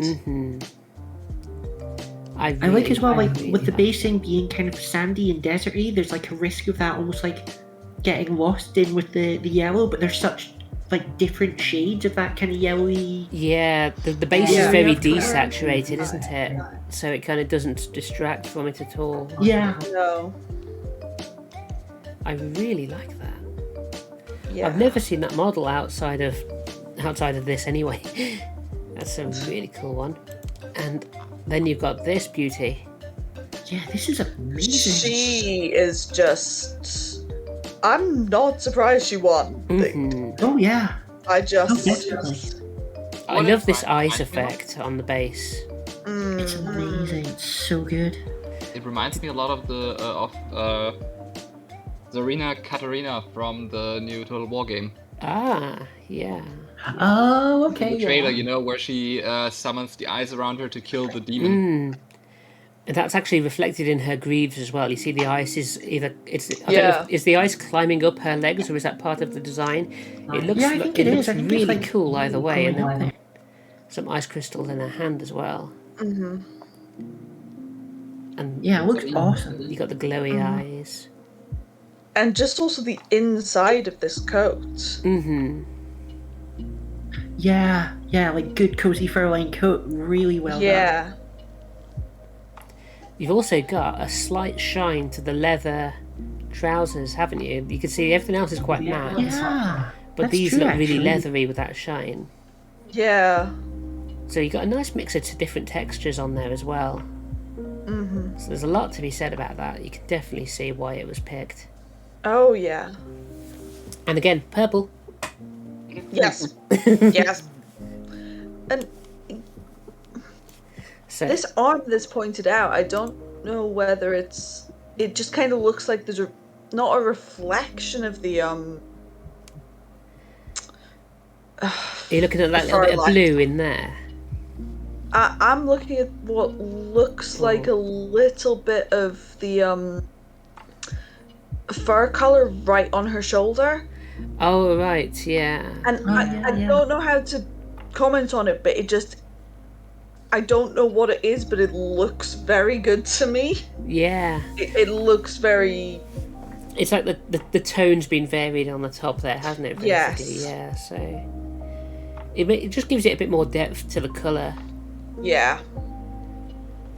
Really nice. Then you got just the odd little splashes, like I say, the glowing eyes and stuff looks so nice. Yeah. Yeah, I think that's really good. But I mean, both of those are incredible pieces. You can be proud of them on the yes. shelf. Yeah, definitely, without a doubt. So that's Jamie. So round of applause for Jamie. Yeah, great job. Okay, who's next? Next we've got Chaos Form. Ooh, now these are special as well. Oh, Jumped I on like New these Year, New Army a little lot. early, but that's It's all purple, right. of course I was going to like it. Yeah. Like, Yeah. So, I mean, the special thing about these is, again, you've got that really unusual take on orc skin with that very pale. It's almost like what you'd think of more for a dark elf skin, yeah. and then you've got that vivid purple. I think it just works amazingly well as a scheme though. Yeah, I agree. With just kind of the dark and white of the armor and the skin, and then the not bright purple, but stand out purple. Yeah. And also the metal as well. It's so nice and battered and worn, isn't it? Yeah, it just... Are these also a little bit kit bashed? I mean, these spikes, I don't think those are on the regular kind of kit, are they? At the back, are they? Have these all been added in, do you think? I can't remember this kit having the spikes at the back, unless it's just me. But I feel like they might be converted on. I don't think I know the kit well enough. I think it's the Iron Jaws Brutes. I think they are added. Yeah. Okay. Commissar confirmed it. Yeah. Thank you, Commissar. So you've got that lovely effect of it essentially looking like this kind of purple crystal, and there's some of them on the base as well. Yeah. Yeah, like it's almost like it's an organic crystal that's growing out of things. Yes. You see, there's a little bit on the greaves. Yeah. And then the weapons have obviously been kind of hewn from the same crystals. I'd love to know the story behind these, like where they live and what's, what the kind of lore thinking is for them. Yes, I want to know everything about these things. I just still want to know how they came up with the idea for this crab claw sort of thing. Yeah. Yes. It's just a knife bent in one direction on the gauntlet, and then he's holding a smaller knife bent in the other direction. Yeah. It's an illusion. It's not an actual claw, but it looks so good. Also, I love the fact that they all sort of look drab and all that. Well, not really drab, but they all look very uniform. And then the leader is breaking it up with the bone-colored jaw and the Stormcast helmet on. Yeah, that Stormcast helmet draws the eye, and it's like saying, "Look at me, I'm the big badass. I've killed a Stormcast." Yeah. Juniper's in chat. Hello, Juniper. Had a big sleepy. So those are super awesome. And again, the colour of the base is so muted apart from that purple crystal, so it really draws the eye to that purple. Hello. Very, very nice indeed. Juniper, don't worry, I was late and I'm actually part of this. So thank you for the follow, Juniper. So that's purple. So I've been doing the same thing with the Ice Queen thingy. Oh, okay. I didn't. Oh, yeah, I see it. Love it. Yeah, I'm just going to. Yeah. Okay. Big round of applause for Chaos Form for those. Woo, those are wonderful. I really like those. I'm glad we're not having to pick favourites. Let's put it that way. Yeah, it would be difficult with all of these. Next up, we got someone called Callie. Who that? Callie? Never heard of it. Kaylee? Oh, I don't know this person. No, not a clue. Kick her out. Yeah, kick her out. Yeah, doesn't count. Skip past it. Right. Do you want to read your own comment out, Callie? Yeah, I can do that. So, like, as soon as I saw this, I was like, right, Elariel is 100% going in. Just like, she's such a great character, and it's a really cool model, I find, because it's like quite like understated. Like she's just kind of, it's the scene where she's waving them off as the boats are leaving Lorien. Sorry, my cat's joining in as well. Hello, cat. Hello, kitty cat. Hello. Simcoe, say hello to everyone. Okay, Simcoe says hello. So, like, and again, like, it kind of took the really simple. All my Lord of the Rings. I mean, everything I paint is really simple, kind of basic stuff. But I'm really quite pleased with how the robes came out, because it's just like layers of dry brushing. Yeah. Of just like ease up to white. Yeah. They do look really good. It's a really nice depth it kind to of it. picked up the folds in the cloth really well, so that came out nicely. And just you can just make out the ring on her finger as well. Yeah. And it's just I think she's an amazing character, so I was just really happy to. Yeah, to you've have definitely her done her justice with that one. Oh, thank you. Yeah, I feel like the only issue I have is with the eyes. I didn't really paint the eyes. I gave them a little bit of color, but then I noticed later that there's like a little blob of color next to one side of it. So Oh, as long is as it no that one looks little too bit closely, there? Yeah. no one will know she's got 3 eyes. Honestly, seems on brand for Galadriel. What's that? Seems on brand for Galadriel, if you ask I me. guess 3 so, eyes. yeah. Yeah, just like, hey, why not? I do what I want. Speaking of, I have a message for you there. Yes. Oh, I'm liking the response on that, the little emoji response on that. And the other one, I kind of struggled to choose. Like, I didn't really have anything else that jumped out at me, but I picked Leia from Legion. It is not the most attractive sculpt FFG have ever put out. But still, it's like, it's Leia in an action pose, it's Carrie Fisher, it's just everything about, the character and the actress is just kind of wonderful. It's a lovely tribute to her as a character and as an actress, isn't it, really? Yeah. Yeah. And it's like, yeah, I'd like it if they had like a better looking, more kind of her looking model. Yeah. But you know what? Like it has a lot of her energy to it. Just getting involved, she's doing stuff, and she's shooting space fascists. Yeah. So, and just like I do quite like with my rebels, they're all that same kind of set of colors of just kind of like browns on the desert base, where the models aren't really supposed to stand out, and they all just kind of blend into it. And I think that's, as much as she's often in the films, like white robes and fancy hair and everything. Yeah, it she is doesn't also- feel quite. You don't really want to be running through the desert in a battle in a gold bikini, so... Yeah, it's like, No. okay, wait, stop me if I wear that. So, yeah, Leia was my second pick for that one. Awesome. I think they're both super cool models. Yes. Yeah. Yeah. And both film-inspired, which is cool. That's It's, true. Very very I hadn't cool even thought about choice. that. I don't even like films. Well, Kelly, we're going to give you a round of applause. And a round of applause for the cat. Indeed. He's gone away, yeah. Gate crashing.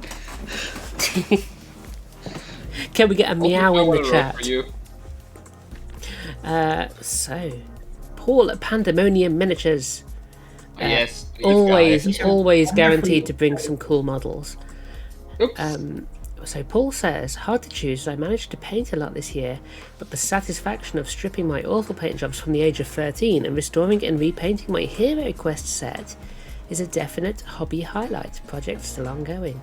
So you got these 4 heroes from the original Hero Quest set. Yeah, they are And- fantastic. Those look good enough to be on the box art, if you ask Yeah. me. Yeah. Those are really, really nice. You've got some tattoos on the barbarian over here, on his leg and arm.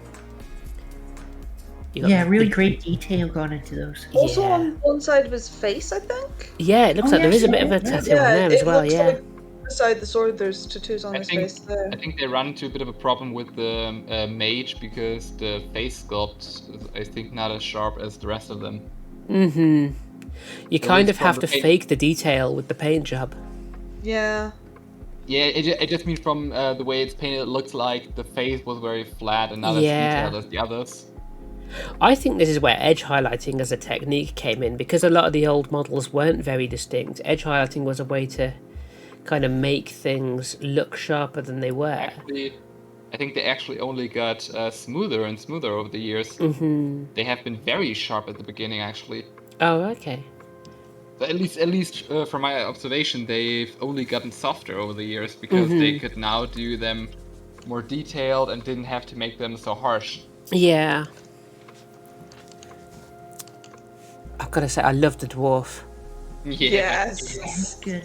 The little runt. He's just chilling out, hand on his axe. He's looking at... He's looking at all the monsters that have just come up, and he's thinking, "Oh bloody hell, not again!" Either that or Yeah. thinking, excellent. Is it just in German, or was the elf called something different in the box? I can't remember, to be honest. I never had the set, so... Okay, because at least in German there is the word elf, but he was called an Alp in German. Ah. So I'm not sure, maybe it was also different in English? Anyone remember here? I think my friend's got a copy and we played it a while back. I think it is just an elf Okay. in the English version. I definitely Maybe kind of would like to get hold of one of those and just put him on a slaughter base and make him a wood elf for my you army. can actually, Definitely. I don't think you can do that, but what you can do, there is a sprue from the Hero Quest Advanced that has an elf that you can put on a slaughter base, Oh, actually. okay. Well, maybe I'll look out for one of those. Maybe I'll craft you one, because I have the sprue twice. Oh, that'd be cool. Thank you. You get 2 games that have the same sprues. Awesome. But anyway, yeah, amazing work there from Paul. He always does such fantastic paint jobs, so it's good to see, you know, these nice classic models. Again, I'm just going to say it, purple. Yeah. Purple. Purple and green, actually, so again, it's that nice colour combo. It's a good contrast. So yeah, I'm going to... Round of applause for Paul. Woo! I think Now- I'm gonna leave everyone little message under their pictures. I've noticed you were doing that. Yep.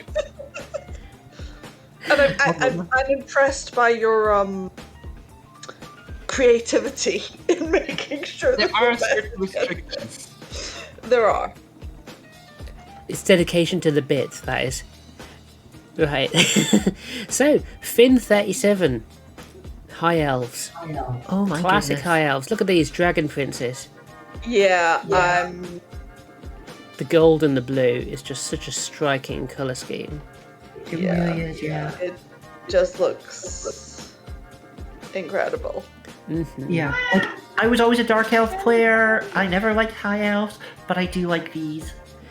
Yeah, I must admit, in terms of like the actual models, I prefer the original Dragon Princes, but I think these have been done so well. Yeah. Yeah. And I love just the way you've got the metallics next to the matte colours, and it just kind of Yeah. really looks nice, and there's a lot of depth to it. And then you've got this huge block of what have they got? Axes. I think there are white lines of Trace. The white lines of Thrace. Trace, Yeah. Trace, something. I've got a 5th edition High Elf Codex around somewhere, but I'm sure these models came later than that. So I think I have the named hero of them somewhere. You know, the guy who has like a little lion's head on his chest. also, can we just appreciate this banner on the left as well with the dragon? Yeah. Oh, Wait, but I damn, think yeah. that's a Lothan Sea Guard. Ah, yes. The lion one is on the right, I think. Ah, okay, yeah, there's the lion one. Yeah. You You can see- I think because he put a hero from the Sea Guard into the unit. The guy on the left, you can see it on his shield and the armor. Very nice, Again, though. you've got that kind of same colour scheme, but this one's leaning a bit more towards the gold with the blue as a spot colour. Yeah. So you've got the same colours, but each one does look very distinctly Oh, yeah. its own piece. Itself. Also, So- they got the silver right, because I just feel that's very hard to do, especially when you want to shade as well. Yeah. So that's a great Also, job. movement bases, movement trays. Yeah, I miss movement trays. Gotta love movement trays. I need to Also, make I some like- movement trays for my wood elves. Oh, nice. Sipster, hey, how's it going? Welcome in.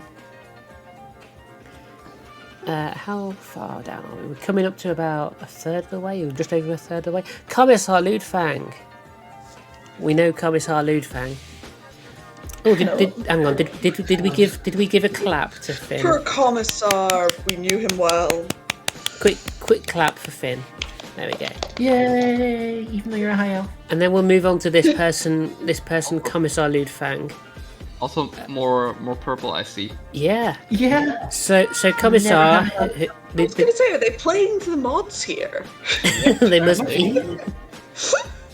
So this is a Nurgling Wrangler Commissar Ludfang, who says, the Chaos Space Marine Exalted Champion Kitbash Anya, the hound that I painted for a long time. The Spire Tyrants for Warcry was great for skin tone testing and training, and it all turned out pretty good.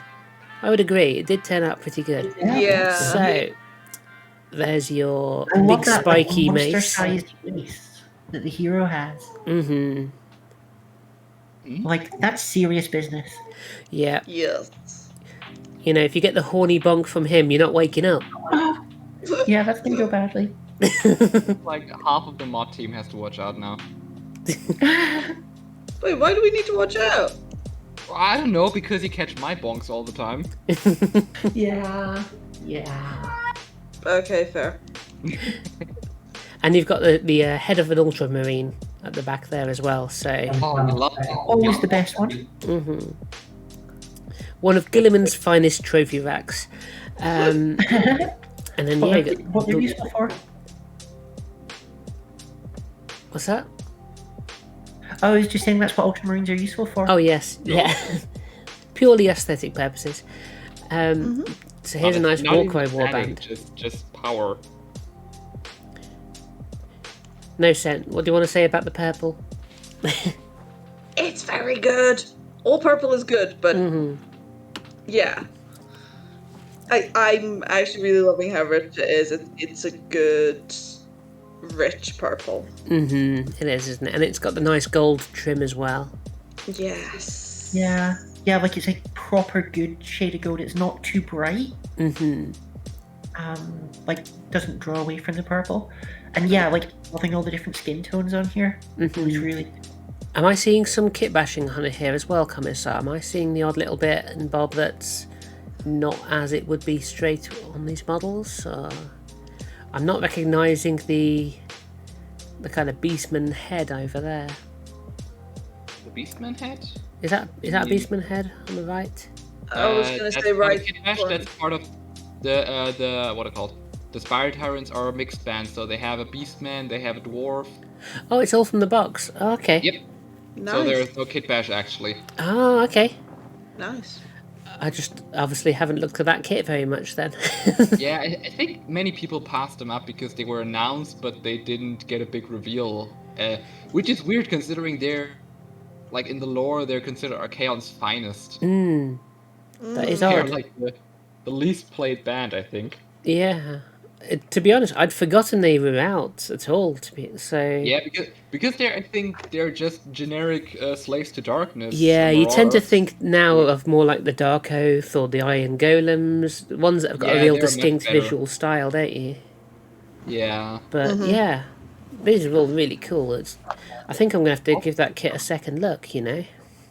Also, Guilty, you might want to agree with what I wrote under that picture. Purple. Yes. Why is the heart Yes, I in do. green then? The heart should be purple as well. I'll give it a purple Somebody else paint talked strip. to heart. Anyway, Commissar, this is for you. Round of applause for Commissar. Woo! Okie dokie. So, Ned Patrick. Ned Patrick says, my favourites. The first is a Goblin Alchemist that I found on Etsy. I tried to push myself and used a lot of techniques that I learnt this year, such as layering. The unit are some, I'm going to say, naiads for Kings of War. This was the first time I used my airbrush to lay down a base coat for a bunch of models. So we've got the Goblin Alchemist from Etsy. Oh, that is Goblin's very very cool. She's fun. Yeah. Like, just really kind of a great pose and everything. Yeah. It's very kind of like a steampunk aesthetic with the goggles. Yeah. I think it's a bit too muscly for Goblin. And she's got some good abs. I don't know. Maybe. She lifts. Also, Yeah. is that... It looks like the bottle has a little symbol on it with little X's for eyes, I think. It's either that or it's like X's for poison or something, maybe. Yep, it's little X's. That is I think super it's- nice. I think it's supposed to be a wolf's head or something. Yeah. Also, I don't know if you can spot it. There's a couple of pipes on the back, which I think are probably like shotgun barrels or something. Ooh, yeah. Possibly. And I don't know if you can see. If you zoom in, it's hard to see on the stream, but the eyes have been painted nicely. Yeah. And the goggles have got this lovely kind of like depth to the lenses as well. There's some nice shading gone into those, so that looks really nice. The other things he painted are basically just Sonic the Hedgehogs. Too much gold. Yeah. So let's have a look. These are these kind of like an Egyptian styled faction? It looks like it to me. So Kings of War has Egyptians, but they're also Possibly on Greek. Let me I'd have say a quick Greek look. from the fact that they're NAI. naiads. Wait, let me Naiads. just check what they are from the name. Yeah, I'm just having a quick Google as to what they are because I'm not familiar. They're from the forces of nature. Naiad Yeah, regiment. that makes sense. They're aquatic water spirits. creatures. Aquatic creatures of great agility and fierce cunning. Formidable demon fighters and the bane of any creature allied with the abyss. So, So basically the big enemies of Leia's abyssal demons. so They're basically just Atlanteans. yeah. Yeah. So the gold armor isn't as the kind of like stock paint job is. The stock paint job gives them a sort of like bony shell-coloured Coral. armor. Coral. Yeah, like a coral armor. Whereas you've got this beautiful gold, which really, it's kind of got channeling the Aquaman style, isn't it? Yeah. And then the skin's this really vivid bright blue as well, which looks really nice. Yes. Yeah, And, what a great contrast between the bright blue and like the really rich gold there. Yeah, yeah. Again, you've got that kind of two main colours, but it works really well. Yeah. Again, it's one of those ones of the two main colors that gives something to the model rather than detracts from it, because sometimes it's like the detail can get lost in a very intricate paint job. Yeah, you can go too far with it, can't you? Yeah. Awesome. So, that's Ned Patrick. So, round of applause for Ned Patrick. Yay! Hey. Okay. Now we've got someone who is very much a regular in the PAINTSLAM community showcases and stuff. It's Sipster, Pete Sippet, who is in the chat, I believe. My two offerings finally finished my Star Drake to lead my Stormcast Eternals army. I was really pleased with the final colour choices. Can I just say purple? My Orc kill team was a big progression for me. New skin recipe was a success and these models were a good representation of my hashtag Orcaday project of 31 orcs in 31 days. So, yes. That's cool. The wings have got that lovely kind of like, you've got the bright orange at the tips and it goes down into this darker reddy colour as you And move just down.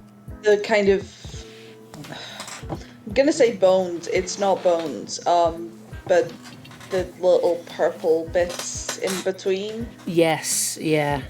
They look like knuckles, to be honest. If you're asking me. Yeah, they're kind of like knuckle joints, but so- on the wings or something. But Yeah, yeah, really no, nice. this Star Drake is just amazing. Yeah, that purple reminds me of the purple on the orcs we saw earlier on their crystal Yeah. weapons. It's got that same Yeah. sort of, that same beautiful kind of purpleness to it. Yeah, scales are actually super fun to do. I've never managed to do anything even close to this, but scales are super fun to paint. Yeah, the great thing about scales is you can do it either fast with a dry brush and it looks great, or you can take your time and edge highlight each one, and then it looks absolutely amazing if you've got the patience to do it. Also, scales are a really good use for contrast paints. Yes. Because you can paint it over and you'll get sort of the slightly paler colour on the top and the stuff in the grooves. It's a really good place to use. Absolutely, contrast 100%. paints. Yeah. But either way, this model is amazing. The Star Drake is one of those models I've always wanted to get hold of, but I just never did. Also, the mouth. I was just thinking that. Yeah, the mouth's amazingly done. Like those. Yeah, reds that. and- yeah. Mhm. There's a nice glossiness in there, isn't there? Yes, it actually looks like a mouth rather than a painted thing. Yeah. I bet he's eaten a few orcs in his time. And then speaking of orcs, from the Orchidea project, you've got this lovely kill team of Commandos. Look at these.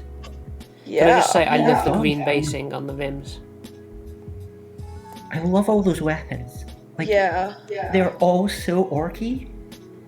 Yes. I love the door breaker. The great thing about this kit is every model really is its own character, Yeah. and That's that's true. been brought out in the paint job. Each one It- is unique. It's a thing I've noticed with the orc kits versus some of the the marine ones and even the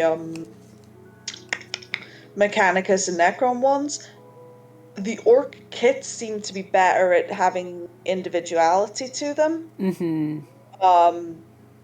Whereas with the Marines and the Mechanicus stuff, it's all very the same. Which kind of fits, because they would be, wouldn't they, Yeah. really? Whereas the orcs are this kind of ragged group of, yobs, essentially. You just end up getting together to have a big scrap. Yeah.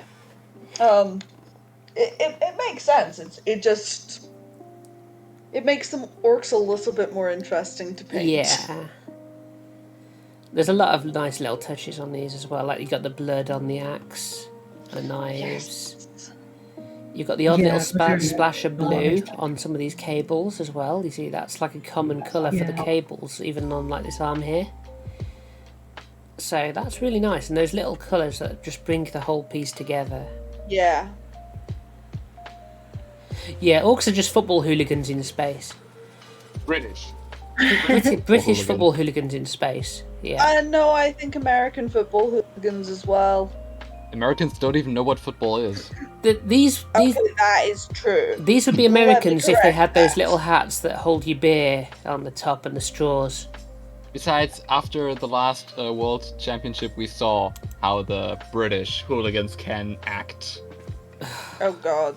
Yeah, it was not pretty. No, never is. Well, again, because one of the players lost, he was then called racial slurs because he's not a white guy. So Yeah. like how was if he had won, he's a valued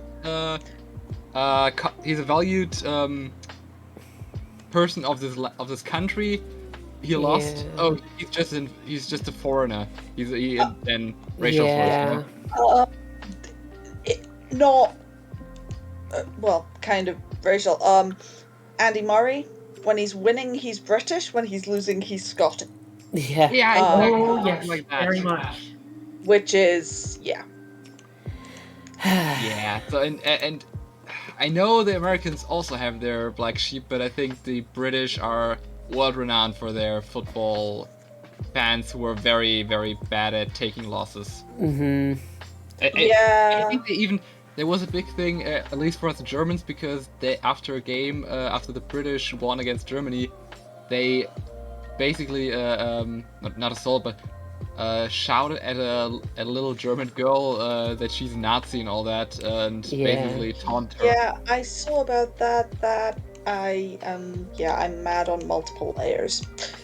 Yeah. Anyway, shall we get back to the more interesting So, and happy making? Let's give the Sipster a big round of applause. Woo, yay! Ooh yay! And we're moving on to House Firehawk. So House Firehawk is a newer member of the community. Came in with some absolutely stunning Space Marines. So let's see what they've submitted for the end of year showcase. I painted this guy up as a display piece because I wanted to see how far I had come as a painter. I still have the original model I painted 15 years ago, and suffice it to say, there is a distinct difference. So this is one of the new ones, like from Indomitus, I believe. So you've got a lovely display base. You've got this nice, is it kind of yellowy bone armour? Yeah, I was just wondering about that because when I first saw it, I thought maybe like kind of Dark Angel's First Company type of thing, but I think it's a bit more yellow than It that. is a isn't bit it? more yellowy than bone, isn't it? Yeah. Wait. Kinda It's looks like- completely yellow. I'm not quite sure how you see bone in Now there. the clue is probably the 6 on the shield. That probably tells you which legion it is. Ah. So it might what's turn out that? that's an Imperial Fist. I don't know my legion numbers. Let me just hang on. 6 Legion, 40k. If it says Imperial Fists, then we'll know. Bloody internet, tell me what it is. Oh, I've clicked on the worst link that. Bloody hell! Right. My internet is not loading anything. Oh no! Ah, someone in chat will tell us. Space Wolves apparently is 6 Legion, so it's not a Space Wolf, I wouldn't have thought. Yeah, maybe 6th Company of a chapter or yeah, something. okay. Mm-hmm. That would make sense. Anyway, great way, model. either way, Yeah. despite not being able to identify the chapter, really nice work. Really nice work. And we've shield's also awesome. got, this is awesome, this is a Necromunda piece. Painted this guy up very recently and very happy with it. I loved the model, the sculpt, and once I got past how violently bright the orange was, I loved that too. Definitely my favourite model I've done in this hobby. So this is off the Water Guilders. Can we? Guys, I found out the 6th Legion and it's actually the Space Wolves. Yeah, I did find that out. So I don't think that yellow guy is a Space Wolf. Nice. Or Can no, wait, we- it could be part of the 6th Company. 6th company, yeah, I think that's what we kind of determined. It's probably the company number. Yeah. Yeah. Also, I just noticed I love the purity seals, like the little scribblies writing on it. It looks Yes. Yeah. Yes. And the shield, the actual shield is really nicely done as well. It's got some nice weathering on there. Also, actually, let's point out the power sword as well. There is the blending on the power sword. I should probably appreciate that. Definitely. So yeah, like I say, I love this. I think the orange and the blue look beautiful, and the way Yeah, I the think water the in each of these violently little Mm-hmm. I don't know what you'd call them. Each of these little kind of plug-in cups, bottles. Yeah. That water looks absolutely amazing. Mhm. That's great, isn't it? It looks very real. Mm-hmm. It kind of reminds me of, you remember when the Joseph Bugmanson came out at the end of last year and everyone was painting the beer sloshing around in his barrel at the back? Mm-hmm. It's kind of like that technique taken to the extreme with like here, there and everywhere, just doing this beautiful... Yeah, but I think it's we had that a lot more when the was it Putrid Blightspawn? No. The Blightspawn, the one of the characters from the Death Guard who also has like this big barrel Yes. with noxious liquids in it, and I think a lot of people used that to practice this liquid effect, or the what's it called, the tech priest Dominus, who had all Yeah. these vials on his back. When it's done this well, it really does look amazing. Especially the Yeah. top tank looks incredible. Yeah. I mean, you've got to be ambitious to even attempt it, I think. Yeah. Because it's the kind of thing where if you do it wrong, it'll look a little bit rubbish. But this just looks absolutely awesome. Mm-hmm. And again, I know it's a little thing, but the face, you got that little kind of white ring around the Yeah. face, and it just draws the attention to it, because if you didn't have that, you could lose the face quite easily. Oh yeah. I think I have one Thank you caveat for the actually drink, with that. dragons. I actually have one caveat because he has done the liquid and glass effect so good everywhere. I think it falls a little flat on the eye glass, you know? Oh, you Because mean the little black bit in the centre it's not- there? What do you say? The little black bit in the circle. Yeah, I think it's compared to everything else, it feels a little weak, maybe. I mean, it works, but think there could have been more done, especially after all the other things have been done already. Yeah. But still a great model. I love it. It is super nice. I mean, also, I just noticed, I zoomed in a little bit. Did you see there's a little bit of hazard striping on top of the... Yes! Oh, yes! Yes! Also, Good use of hazard striping. There's actually a few instances of hazard striping. It was hidden away, but there's a little bit on the base, and there's a little bit on one of on the shoulders as well. On both. On the both shoulders, and yeah, and there's even that little number 5 on the gauntlet. I don't know if you've spotted. Oh yeah, yeah. Yes! Also, the one broken glass looks nice. Yeah, you got the kind of water spilling out. Yeah. Yeah, I think there's a lot to appreciate on that model. Definitely. Yes. So yeah, that's House Firehawk. So definitely some amazing work from House Firehawk. I have fun. Next time we're gonna have some fun. That's a clap for House Firehawk. And next up we've got the Elusive Shawn. The single model I'm most proud of that I painted this year is the Raven Wing Master on his trusty, Destrier, is that? Destrier. Bike. Buster? Oh, it's Bike. It's called Bike. It was an idea that I'd had for a while. It was extremely fulfilling to see come to life. I was also happy to finish a little painting project I started years ago, but never got around to finishing this year. My Metal Gear inspired assassins. So look at that. It's like a griff charger that's been used as a Raven Wing vehicle, complete with side-mounted bolters. That is very, very cool. It's an inspired conversion. You can imagine that's what they could have gone out in when they were hunting the beasts of Caliban back in the olden days. Yeah. Yeah. That's It's really... very like evocative of Caliban and of it's very, very Dark Angels. You can imagine it being a piece of art on the wall of the rock somewhere. Oh gosh, yeah. Yeah. If that was painted in like a mural or something, Mm-hmm. you can really kind of imagine that. And the shield is gorgeous, the heraldry. You got the Raven Wing symbols down here. I'm looking at what looks like the Wrath of Caliban on the sword. Mm-hmm. From my original angle, it looked like runes, but then Yeah, I it looks like actually words. It looks like Wrath of Caliban. I think it might be from the Deathwing kit. You know, the one that's Deathwing Knights and stuff. Yeah. I think it might be from that kit, but I'm not sure. I'm loving the color either way. Yeah. The color is good. Yeah. The bone on the shield's really good because that kind of contrasts so nicely and harkens to that Deathwing side of the army. Yes. Yeah, and it's got the little shield on the tilting plate with the stripes. Even the shield with the Ravenwing logo has got like a green stripe running down the centre. Mm-hmm. So there's absolutely tons of detail, and then you've got this jet black Griffhound. And it is stunning. It is. Yeah, definitely. It looks like someone who could do some real damage on the battlefield. Mm-hmm. Yes. And to be fair, the Griffin looks like he could as well. Yeah.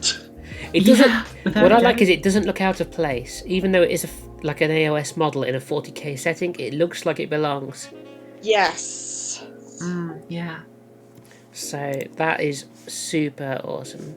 Then we've got, what did it say? Metal Gear inspired assassins. Do do do do do do do do do. So there's your Solid Snake. Is that Psycho Mantis at the back? I can't remember all of the names. Yep. The gas mask one, you mean? Is that Psycho Mantis, the gas mask one? It is. Okay. I'm not sure the last one. Is that might be Raiden on the blue left? eyes, actually. I'm guessing that's Raiden on the left. Not too familiar with the Metal Gear series, to be honest. The main character from Metal Gear 2, essentially. Huh, Metal Gear. Colonel, can you hear me? Those are awesome, though. I mean, again, the painting is super top notch. The highlighting on the guns is nice. It catches the light. Mm-hmm. The sword looks fab over here. Both swords look fab, to be honest. Yeah, and then you got the skin suit.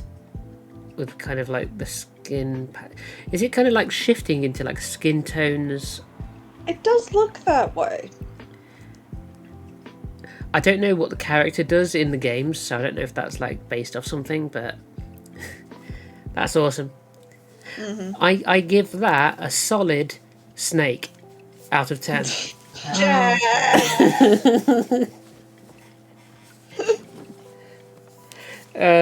I'm sorry. No, you're not. No, I'm not. Big round of applause for the elusive Sean. Yay! So the elusive Sean is in the chat. Says Snake, Raiden, Grey Wolf, and Psycho Mantis. Awesome. Grey Fox, it says Commissar. Impressive punmanship. And yeah, as Paul says, really clever conversions. Those are super cool. I wish I was more familiar with the Metal Gear series. If Lena was here, she'd be able to point out all the stuff and say, that's this and this is that. And I'd be like, I don't know what you're talking about, but I like the cut of your jib. So yeah, super awesome. Next up, we've got Juniper, who is another new member to the community. My two coolest projects from the last year, my Knight Repentia and Sisters Unrepentant. The Knight was a big centerpiece for my sister's army. The idea is that it's a colossal version of a normal anchorite. It was kind of the end point of messing about with the Sisters of Battle range after getting started with the Unrepentant Sisters way back in summer. That little gang ain't necessarily my best painted minis, but I love the freehand graffiti on the statue, hoping to fine-tune those skills in the coming year. So, the Knight. Look at that. Yeah, this is cool. It looks like such a different style to the Knight we had earlier. There's a lovely scene comparison between the two. Completely different. I love this kind of like the element from the like the organ piece from the tank. Yes. That's been mounted onto the back. Yeah, that stuff's cool, yeah. I'm just loving this chain blade. Yeah. Also, you've got these little bits of like filigree that have been attached to the shoulder pads and stuff. It's been given all this kind of ornate detail.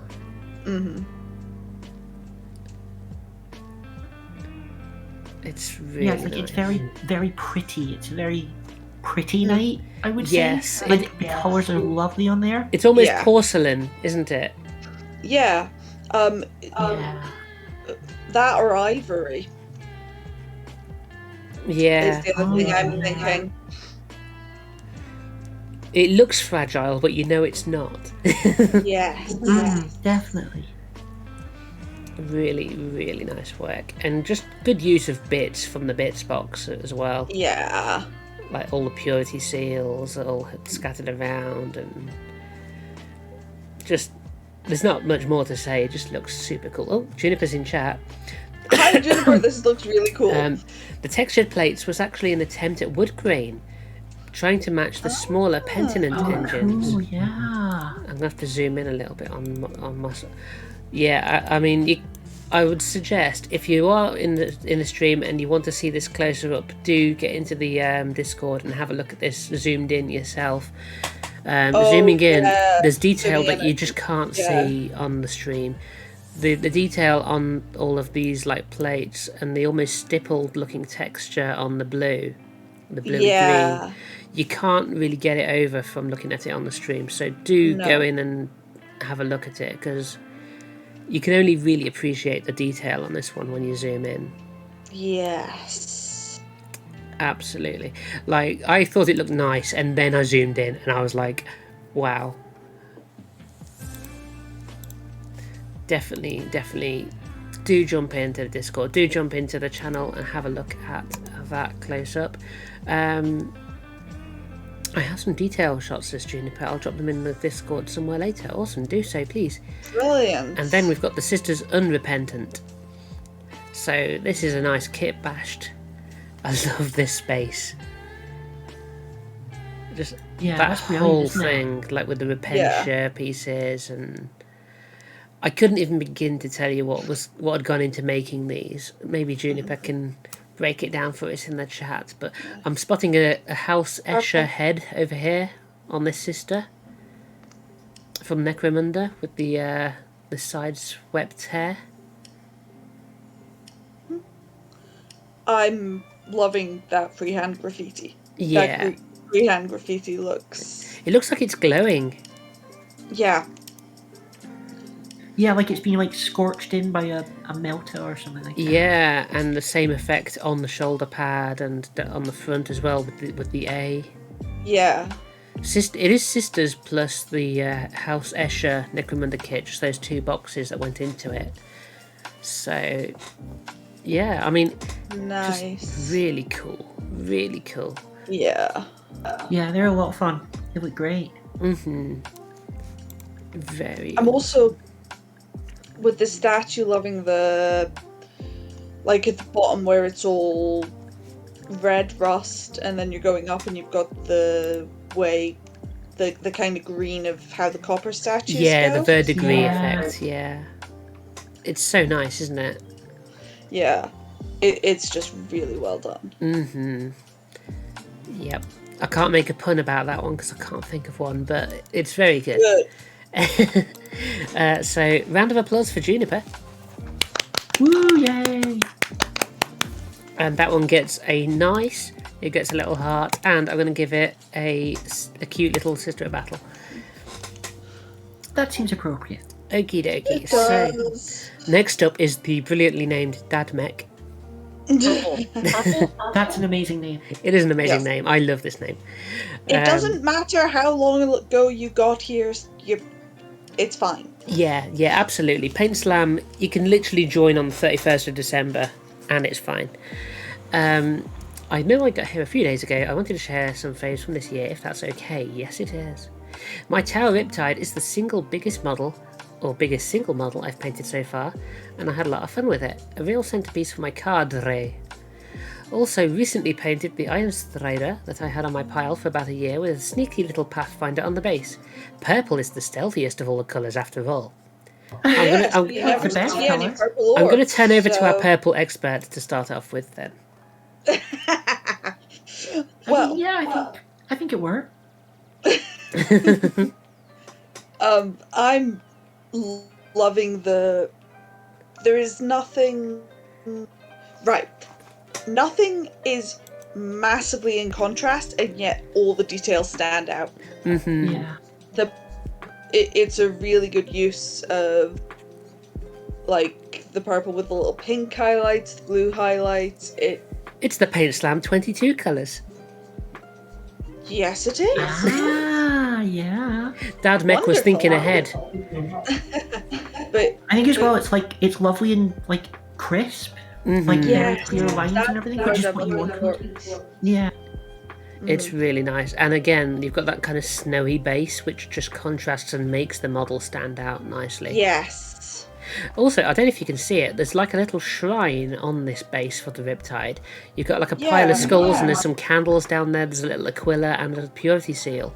So it's like there's a little shrine to the fallen in the middle of battle there. So those little touches, isn't it? It tells a story. Yes. Yeah. And then we've got... Yeah, it kind of places it somewhere in the universe. Yeah. And then we've got the Iron Strider with a very stealthy Tau hiding between. You'd never spot him. Never spot him in a million years. I love that little that so stealth. Yeah. Such good. And the Iron Strider itself is just gorgeous. Yeah. Yeah. You've got that kind of purple heat damage on the end of the barrel Yeah. at the top. Which again balances really nicely with the purple Tau on the base as well. Yeah. Nice tie-in. I like the kind of brightness of it, because you sometimes see like Mechanicus in very, I guess, dusty Yes. reds, where it's really like bright, clear red to go along with the kind of orangey red like Martian base. Yeah. Yeah.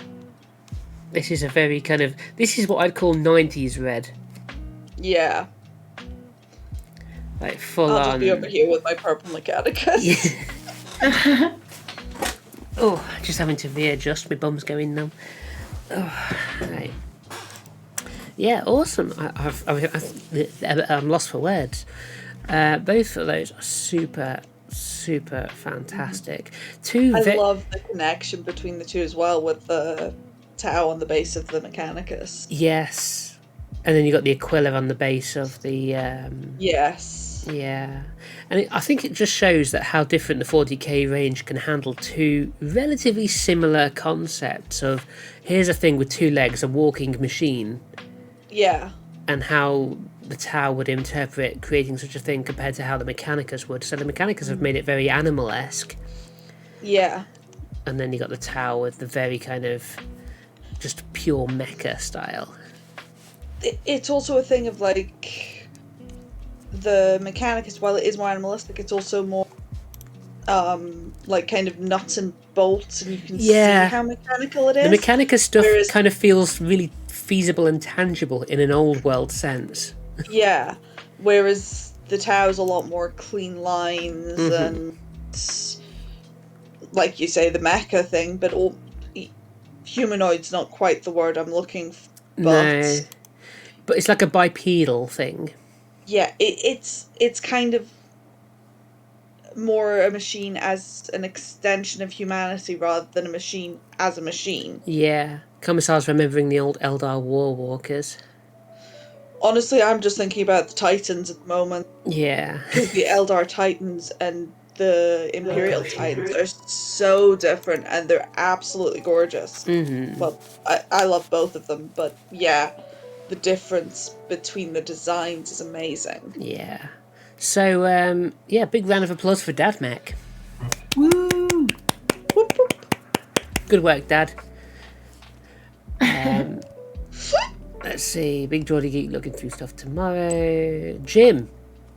Is that 3 Nurglings in a trench coat? It's 3 Nurglings in a trench coat. This is Jim 1810. Nurglings in a trench coat! I think these two are my favourite this year. The Commissar, in inverted commas, was a gift for a friend, while the Wizard is obviously planting a flag. So, yeah. That's brilliant. Yeah, those are both brilliant. Is this wizard kind of looks like it's a hero. I think it is uni. Yeah.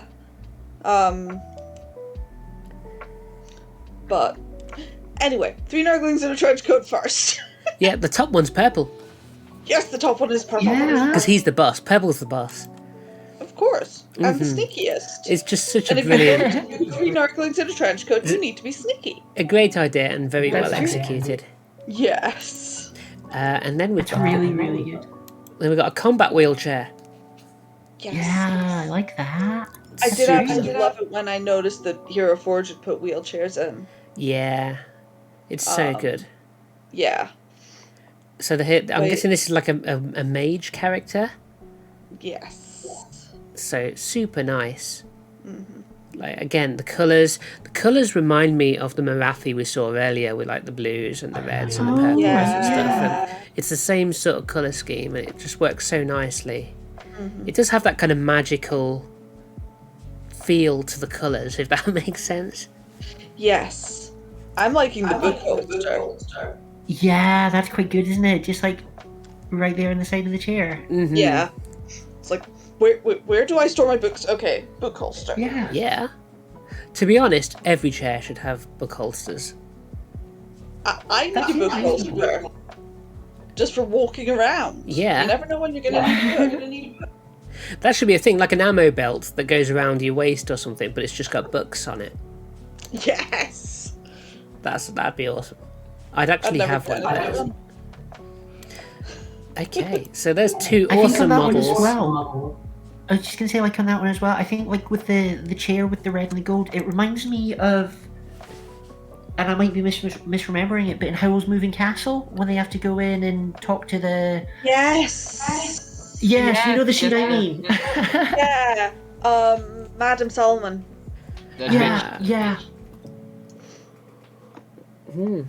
I still don't get how the whole movie was basically about her causing an international conflict just to teach her former student a lesson.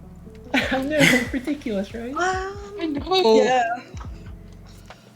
Yeah. Juniper, I agree. Actually, Howl's Castle as a mech, yeah, That kind of adds up. Oh, yeah. House yeah. Moving Got a team Castle. spirit. House Moving Castle is the most like Warhammery, non-Warhammer thing. Yeah. I think he's slightly stoned. Anyway, Also- let's give a big round of applause for Jim 1810. Yay. Also, just a little interlude, an update from something I mentioned at the beginning. You remember that I told you about making a joke about this made to order thing? Yeah. So yeah, it's been blowing up, and now there are people in the comments trying to defend it, like, accept the price, it's a limited run, so be happy you even get it, and shit like that. So yeah, I've attracted the absolute, how you say, slime suckers. Mm-hmm. Like, I think the thing is, they pretend like I was trying to dismantle the price construction of GW when I was just making a joke about them being made of gold or something. They're so expensive. Yeah. Yeah. It's just bizarre. Like, On the bright side, they've stuck their heads up and you can block them. Yeah. why should I? I'm enjoying To be honest, it's the nature of the internet that Yeah. people will sometimes just see a joke and take it too seriously and get offended by it. I and- mean, they're not Yeah. wrong in assuming that, because there are a lot of people that joke and actually are serious about hating GW for the pricing. Yeah. I mean, the Bilbo one, and especially the 3rd edition one, wasn't too badly priced. Like, I'm surprised there wasn't like an absolute, we go with over 100 euros or something. Mm-hmm. Anyways, let's go back to reviewing. Yep. I apologize for the interlude. And now we have my favorite, Leia. Leia. Yeah. Yay. So AKA the one who does all the trans tyranids. yeah. Leia's stuff's always amazing. Indeed. So she's chosen the skeletal-themed sorcerer from Hero Quest. It's one of my favourite minis, my favourite game. Look at my username. The mini is a big improvement for me, managing the light, practicing a more cartoonish effect. There's also the Sorceress kit bash from AOS/minis for my King of War army.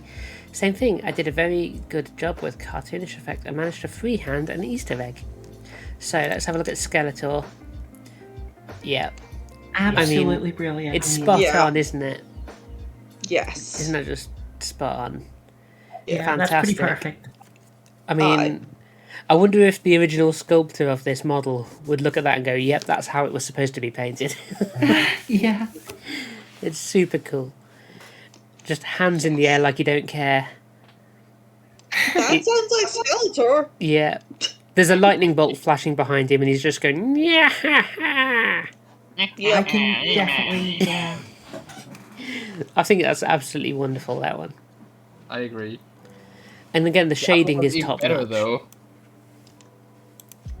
The Sorceress. This is your Power Rangers inspired.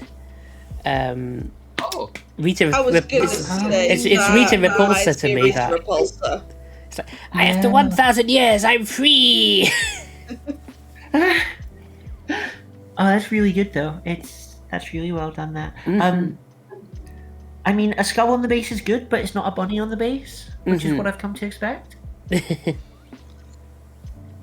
I love those tufts, the alien tufts, Yeah, they're Yeah. great colors, right? and just everything. Like again, the colors, the rich gold against the purples. It's got a very regal look to it, hasn't it? Yes. Yeah. Yes.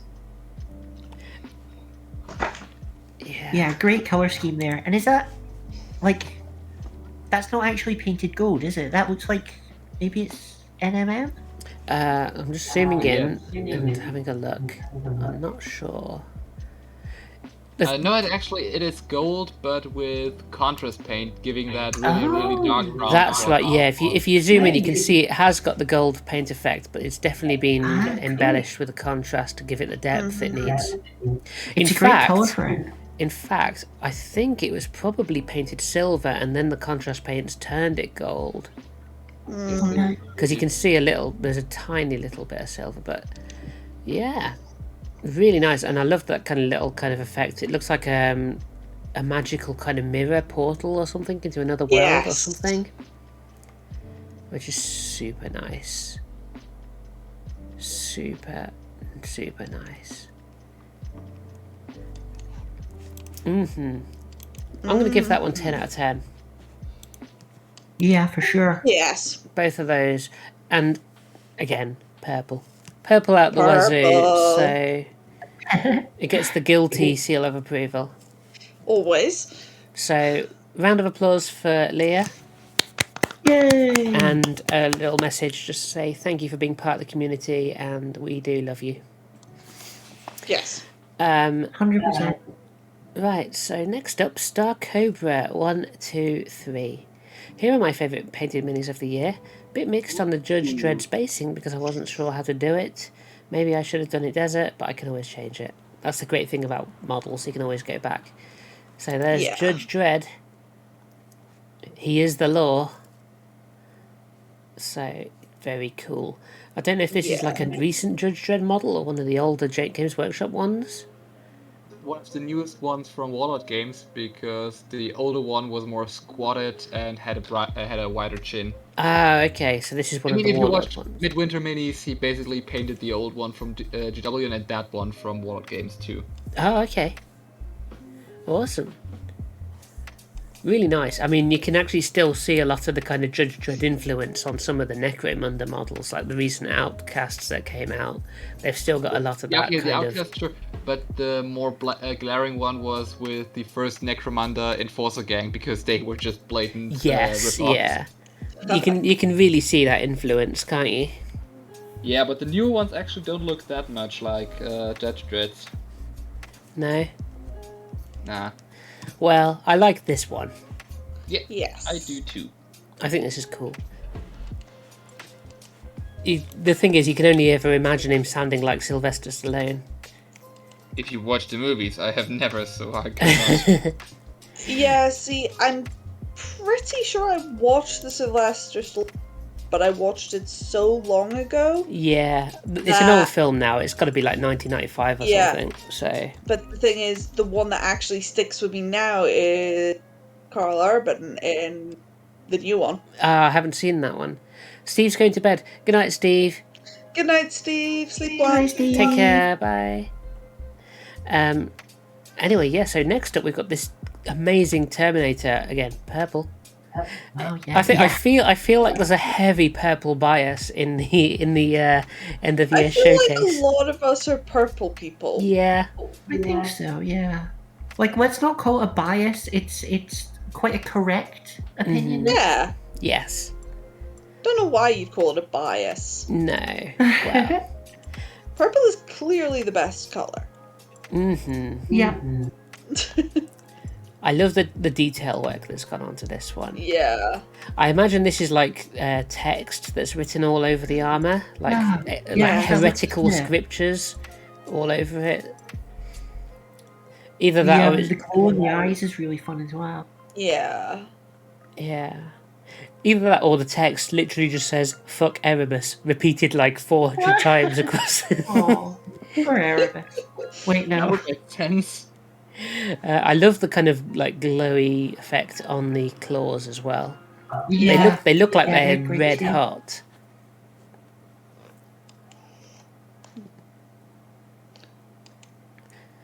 Mr. Lamantastic says, "Please don't mention the years that movies from my childhood came out. It makes my joints creak." Oh. Death can relate. Yeah. Let's not think too much about the fact that Back to the Future's future is well into the past. It's like 6 years ago now. Yeah. Oh, gee. No, don't say that. Don't say that. And we still Yeah. wait. We do sort of have the hovering skateboards according to the movies. It's just this weird It's car thing, funny. that you can stand on and they drive for you. Oh, hang on. I'll be back in a second. My doorbell's just gone. You talk amongst yourselves. There is the package. dear. It's finally arrived. Maybe we get to find out what it is. It's probably more models from GW. Yeah. Always. The, that Terminator there, I'm just looking like... I don't, like... Not that I know what any 40k sculpts are these days, but it looks more like a kind of older sculpt with the shoulder pads. Is that, like, a kind of throwback design, or is it an actual old mini, do we think? I would not know off the top of my head, I'm afraid. Yeah, I don't know. I just kind of like, there was something about the shoulder pads on it, I think. They remind me of like the kind of almost like more squat looking, like really old Terminators. I don't know. But it's quite dynamic looking as well, isn't it? So. Yeah. Can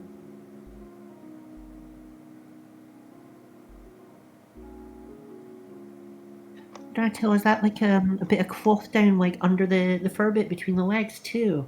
Like it's kind of hidden in that photo, but there's a lot of those same kind of red fringes. I think it is.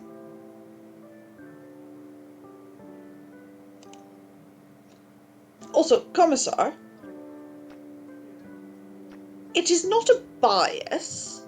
A bias implies bad things.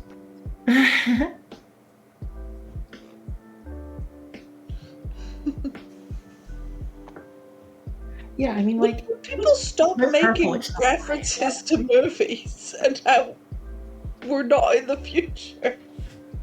Or we are in the future. It's making me feel old. Sad.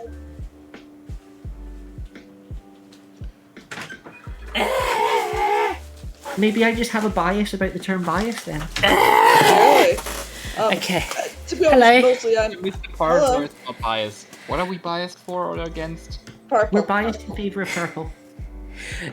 Okay, I'm just gonna have to nip away for like 3 more minutes because my shopping's just been delivered. So yeah, it's the new GW stuff, right? I wish. I wish. I mean, No, she it's did not food. tell us because she is under NDA, but you know. It's food. It's literally food. I'll tell you what. Good. I'll tell you what. Food is good. Round of applause for Star Cobra. I'm going to scroll down to the next person, Jack. And there's a Nagash and a Word Bearers chap. So if you want to have a talk about them, I'll be back in a second. Yeah, that sounds like a plan. Oh my god, we could slander Jess on her own stream now and she wouldn't know. We could do that, yeah. I mean, Why would we I feel like slander she's... I think we could state the obvious though. Jess is gay. Shocking. Yeah. It's not a lie. It's not a lie. It's true. It is an accurate description, yes. Indeed. Who else is gay here? I mean, maybe a few of us. I think. Okay, I wouldn't know about guilty, but I think everyone else right now in the chat is in the voice chat is gay. I identify as too gay for this. Okay, That's so fair. you're gay too? Yeah, I'm NB. I'm probably best described as pan. I'm queer. Okay, I'm pan too, but I would consider it still gay because Yeah. you know the homophobes couldn't tell the difference. Yeah, if the bigots can't tell the difference, you're gay. True. So yeah, take that, heterosexuals. That'll teach You're you. heterosexuals. Some of you are okay. We have taken over your hobby spaces and are now invading and infiltrating. Okay, And so you don't even notice until you see us online. yeah, with all the blue hair and pronouns in our bio. Yeah. Yeah, I was. I'm not sure I've explicitly got my pronouns in my bio. I have. I've edited a quote, a Shakespeare quote, to reflect my bio. Pronoun, science, they, so- them. So the original quote is, "Though she be but little, she be fierce." It is now, "Though they be little, they be fierce." That's nice. So, yeah. Anyway, we're supposed to be talking about. Yeah, we were going to talk about these minis. So, Oh my god, wait, just one thing. Okay, someone literally said the production of a Ferrari, hand-built, and the miniatures that GW produces is comparable. Hello. Hello. Hello. What did you call me? We call you gay. Yay. Oh, Shocking, isn't it? We're just talking about some mad lad on Twitter saying the construction of a Ferrari and the casting of a resin miniature by GW is comparable. Oh, it's exactly the same. Absolutely.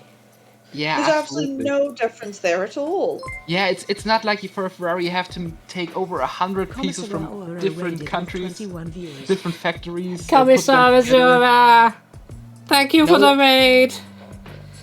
Hello. Hello. Azura. No. Hi. Oh, this is going to get confusing. Now we've got 2 commissars. Yeah, we're raiders right now. Thank you so much for that raid. Party of 21. Hello. Thank you. I've literally just put the shopping away. So, did you say anything about Jack's models, folks, yet? Do you think you're around to that? However, that word bearer is absolutely awesome. Mm-hmm. Yeah. There we go. Let's zoom in on this word bearer. So you got this kind of awesome green. Flames. You see the green flames are amazing. Yeah, like the green's reflected out of the book as well. Yeah, and is that like blood coming out of the book as well underneath it? Yeah, it's like dripping. Oh yeah. Yeah, so it's like the force of casting the spell is summoning blood out of nowhere. Yeah. That's super cool. And that purple armor. Yeah, that's a great color, isn't it? Yeah. It's also a nice. It's a different purple to some of the ones we've seen before. It's Right. Is that Emperor's Children? What do you say? Or would you say Word Bearers? It's kind of I was like Word Bearers because of the book, but then I'm like Emperor's Children because of the armor color. yeah. could be both. Could be both. Is that legal? I mean, it's chaotic, so it's probably legal. Yep. Yeah. That's no Word Given Bearer. there's definitely instances of people from other legions getting thrown into the Emperor's Children. Yeah, I reckon it's Emperor's Children because of the pink. So, also thank you for the follow, the mighty Elosan. Thank you so much.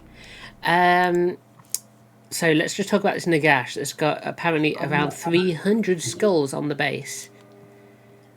Like that No. Nagash sculpt, even before the paint job, is like the ultimate like glow up from Nagash, who is a bit silly looking.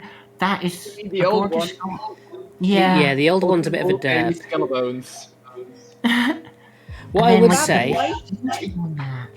this is definitely one that, again, you'd want to zoom in on. So if you're not in the Discord, do come in. ! Discord should work, hopefully. Do get in. I'm gonna say You'll want to have a look at this up close, because that base is just absolutely fantastic with all the skulls. it was like 300 skulls. I can imagine how much effort it was. It would just be But like an exercise in so patience, worth wouldn't it? Yeah. It feels very correct. I wonder if each Also- of those skulls had its mold lines, removed. Like, sitting there, like, getting 300 skulls with your mold line remover. Oh man. That I think, sounds like fun. I think you'd go mad. Yeah. You might even go mad enough to turn into a giant skeletal beast who wants to take over the mortal realms. I just need to go to I work mean, for that. I love all the books like floating Yeah. around, like the one in Yeah. his hand, and then all the others like floating around the base. Mm-hmm. They look great, and also they're nice. Like again, like in contrast to that kind of purple glow of the Yeah. like the kind of spectral glow, they're very solid looking. You've got that kind of rich binding and the trim and stuff on them, haven't you? Yeah. I'm just also kind of looking and it's the bottom seems almost kind of muted, and then you get up to where his robe starts. Mm-hmm. You got that And blue coming in, haven't you? Brightness sort of increases as you go up him, and it just Yeah, it culminates in It'll- his staff, doesn't it, at the top there? yes. I think that was the thing that kind of made me click that it was happening, because that staff really is very.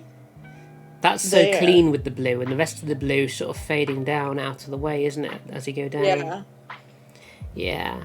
And the ghosties are that kind of nice They're kind of like grey purple. They're not too purple. They've got a hint of purple in the shadows.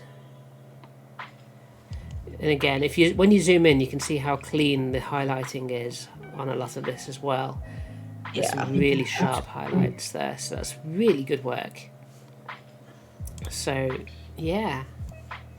Awesome work, and that is from Jack. So, big round of applause for Jack. Ooh, go Jack. Okay. Oh, it's Lena. What did Lena do? Lena! Yeah, good question. I know roughly what she might have done. Basically, there was a photo that she'd taken for work purposes, which wasn't supposed to be selected. Let's put it that way. It may have shown a product that she sells that shouldn't really fit in PAINTSLAM's aesthetic. No, it really wouldn't. It was the wrong kind of metal toy.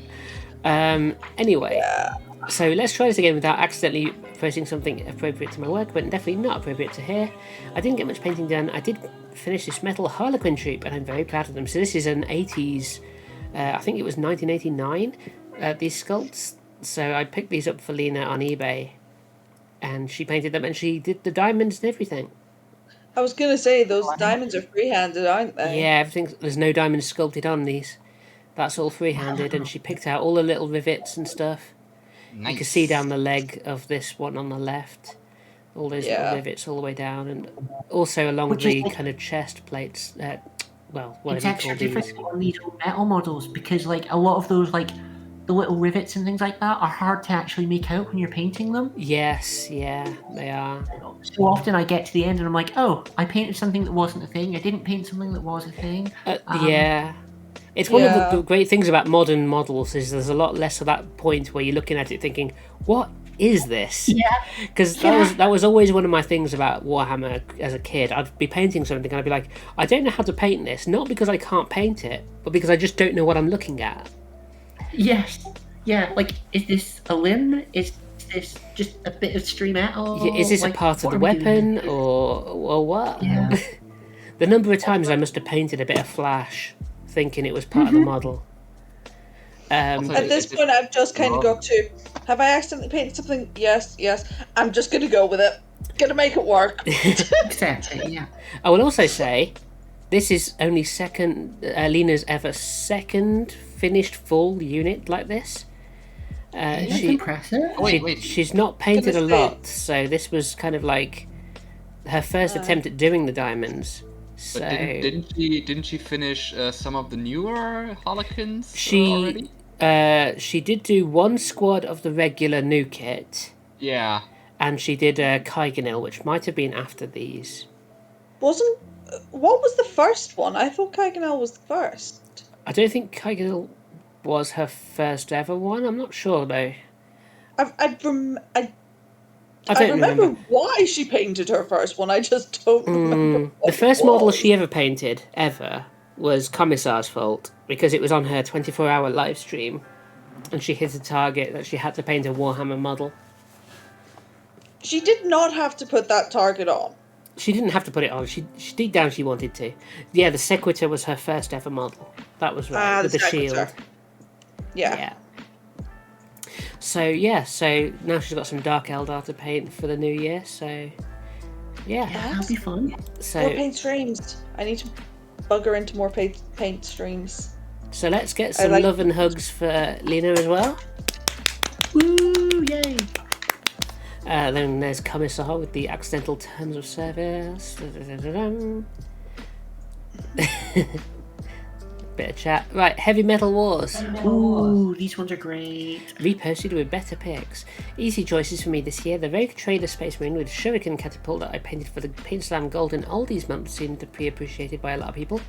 I enjoyed the whole process of painting and building and painting, and it features one of the first banners I ever did by hand. Eldrad Ulthuran, on the other hand, is probably the best miniature I've ever painted, and I hope I can kick on from here and improve further. So let's start with Eldrad. Amazing work on those gems is the first thing I noticed. So great. Yeah. Those, they look like real gems, like they're catching light, not like it's an effect that's been put on. Mm-hmm. Yeah.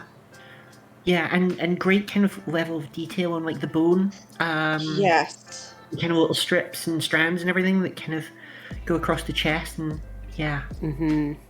It's a very intimidating model when you look at it and see how much detail there is. Yeah.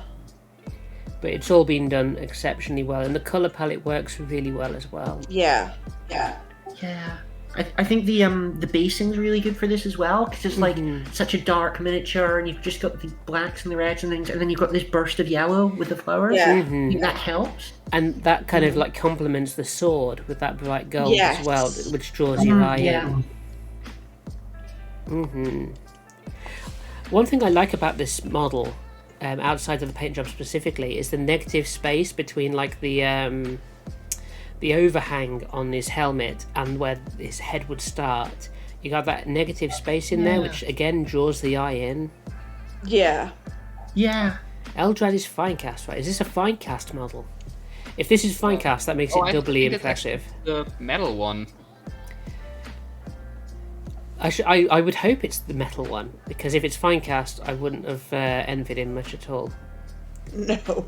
True. Given how straight that is, and how clean it looks, I'd say it's probably metal. I think it's metal though, because if it was resin, then unless they're really, really skilled at cleaning it, you would see some little nubbins from these rectangular support things. Yeah, I think you're right. I think that probably is the metal. We can always ask, but he is called Heavy Metal Wars, so it probably is an old metal model, because he does like his retro hammer. Speaking of retro hammer, Oh gosh, yes. bam! So that freehand banner Oh, is really yeah. nice. It's even tattered as well. Yeah. And then you got the base of skulls. You got this classic beaky marine with his little hunched over pose. You got some beautiful weathering on it. Yeah, I was just noticing that I hadn't seen it the first time I looked at this, but like the weathering on the shin pads. Yeah, Yeah. and all the weathering That's is great. kind of like left to that lower part, so the upper part's really clean, Yeah. which is a really nice thing. I don't know if you can tell easily because of the hunched posture, but it is one of those quartered colour schemes. So you've got like green Yeah. and yellow, and then you've got yellow and green, and you can see it on the backpack as well, and the helmet's got the split. So that's really cool. I love that colour scheme. It's a very... It looks like you've picked it up out of the 80s and just sucked it 30 years into the future. Yeah, definitely. It's like the paint job really fits that like old style model. Yeah. And it looks like he's picked up an Eldar weapon there to me, is that right? Yeah, it's a shuriken catapult. Yeah. Because like they used to get them or something. I don't know. I'm guessing And back in the Eldar used to get early weapons. Rogue Trader days, they had a bit more freedom in what they took. Yeah. Yeah. I mean, if you saw a Marine walking around with one of them now, he'd probably get shot by the Inquisition himself. Oh yeah. Or he'd have some stern words add to him by the librarian or something, or the chaplain. Yeah, I should think so too. He'd be like, "You're using a heretic weapon there, young man." Slap. Sometimes needs must. Absolutely. So yeah, Heavy Metal Wars with some classic models. So round of applause for Heavy Metal Wars. Woo, yay. We're still not done. We've been going for ages. This is amazing. Right. Half hours by now. Gert. What's that? I said about 2.5 hours by now. Oh, really? Wow. Worth it. So Gert, the only two I've actually finished this year are my Christmas minis, so I guess I'll pick them. I only really got started getting my mojo back towards the end of the year, hoping to get more done next year and be more involved with the community too. So yeah, Gert is one of our newer members, I guess, because like I said, I've only painted the Christmas minis here, and I've just knocked the camera. So we've got the Red Gobbo and Bouncer. Awesome. Yeah, I mean, I love both of them so much. They're both so much fun. Yeah. This is, I mean, this is one of my favourite sculpts in a long time because it is just so daft, and you don't see a lot of daft these days. So it's always good it's to kind get of that. throwback. Yeah. And like the painting, like the quality of painting on like the Squig's eyes and everything, just Yeah. really, it's wild. It looks very, very wild. Yeah. And you got the stripes on the candy cane and all those kind of nice details as well. And there's that couple of baubles like spilled in the snow there under it as well. Yeah. A couple of Oh shiny wow, baubles. yeah. I imagine there's just like a whole trail of those over the battlefield. Yeah. Yes. Because he's got a bit of like the fairy lights hanging out of his mouth, so he's obviously like been at the tree and ripped it off the big Christmas tree, and he's pulling it all over the place and making a mess. I mean, like orcs and goblins and squigs and stuff, they're just fun. They're just so much fun. Yeah. Yeah. You know, squigs are the cats of the Warhammer world. They are. But a little bit Tearing down trees, a trying little to bit eat friendlier than everything. cats. And we have to talk about this, the chariot, because this is just, you've got the classic boar chariot, and I wouldn't be surprised if this is the old metal chariot, but then you've got the two grots which are done up like Christmas elves, and this one's got a little candy cane. You've got the banner with the Christmas hat on the top. Yeah, there's like I know they posted more photos of this up in one of the other channels, and like there's a lot of close-ups of little bits that you maybe don't like appreciate. Yeah, there's like a human child in a sack like at the back, stuffed into the sack, and like you seen the little Christmas pud at the front. Yeah. Like I was going to ask whether we really had to talk about it or whether we could just make sounds of impressed. I think this is absolutely inspired, right down to the baubles just down the side of the the yoke there. Is that what you call it, the yoke? It's just it's just absolutely inspired as far as I'm concerned. It's like you can imagine when he was putting it together, it's like, how can I make this more Christmassy? Yes. Yeah, there's just so many like individual bits of it, and they're all so festive. And you just know they don't care if you've been naughty or nice. You're getting a present whether you want it or not. You might not like the present they give you, though. No, the present is pain. No, I think definitely, if you go onto the latest PAINTSLAM festive finale blog post, you'll get all of the close-ups that you can look at in there. Well, So- worth checking out. Definitely go and have a look at those if you haven't already. Is that a little bit of mistletoe on the pole there? Was that? I don't know. I thought it was maybe like tinsel or something. Yeah, I tell you what, a little bit of mistletoe hanging off the end of the spear would be good. So you could hold it over like a victim's head and make them kiss a boar or something. Oh, yeah. Boars need love too. Exactly. I can imagine like an orc with some mistletoe, like being like the guy at the Christmas party who's just like, "Oi, give us a snog," or something like that. Like that seems very orc. Yeah. And then headbutts them. Getting into your personal space. Yeah. To be fair, I feel like the correct response to an orc doing that is to headbutt the orc. Yeah. I don't think to be honest, mad at you. I think headbutting is probably how orcs kiss anyway. Oh yeah. That is. It's like, Yeah, oh, I probably. love you, I do, bonk. Oh, someone has to write like an orc romance. An orc love story would be amazing. We need a writer to do that. Yes. Let's get it. And the gayer you can make it, the better. Yeah. Oh yeah. We need to commission a gay orc love story. Yes. Yeah. I'll get Juniper to write it. Just a couple of orcs giving each other head butts. Yes. That would be great. Oh god. Okay. Let's, before this goes too far and it gets terms of servicey again, let's give Gert a round of applause. Woo, yeah. Fantastic work. Again, I think if I did have to pick like just a favourite for concept, that would be it. Yeah. Right, Pyro. Pyro's written quite a lot here. So, sitting at a grand total of 6 painted minis this year. I didn't have a... Oh, pardon me, I hope you didn't hear that. Didn't have a lot of choice for what to show off, but these Deathwing Terminators are just some of the best things I've ever painted. And given that while I've only painted 2 this year, the Sergeant in the middle and in the back left, I didn't base any of the squad until 2021, so Jess said it counts. Because I am a generous god. Also, I've included some picture-in-picture of the blood remains of their enemies I put on the bases, just because I'm particularly fond of those two, and blood effects are fun. The CSM, Chaos Space Marine, is supposed to be a fallen and he can't get up, and the colours for the head is based on a Baron of Hell from Doom. So we'll look at that and then we'll go down to the Librarian. So there's your Deathwing. Yeah. Really nice kit. Always love Deathwing. Are these the ones from the Dark Vengeance set, do you think? Or is this the standard kit? I'm never sure. Either way, they're very cool. Yeah. And yeah, you've got the nice close-up details. I like the dead Marines on the bases there.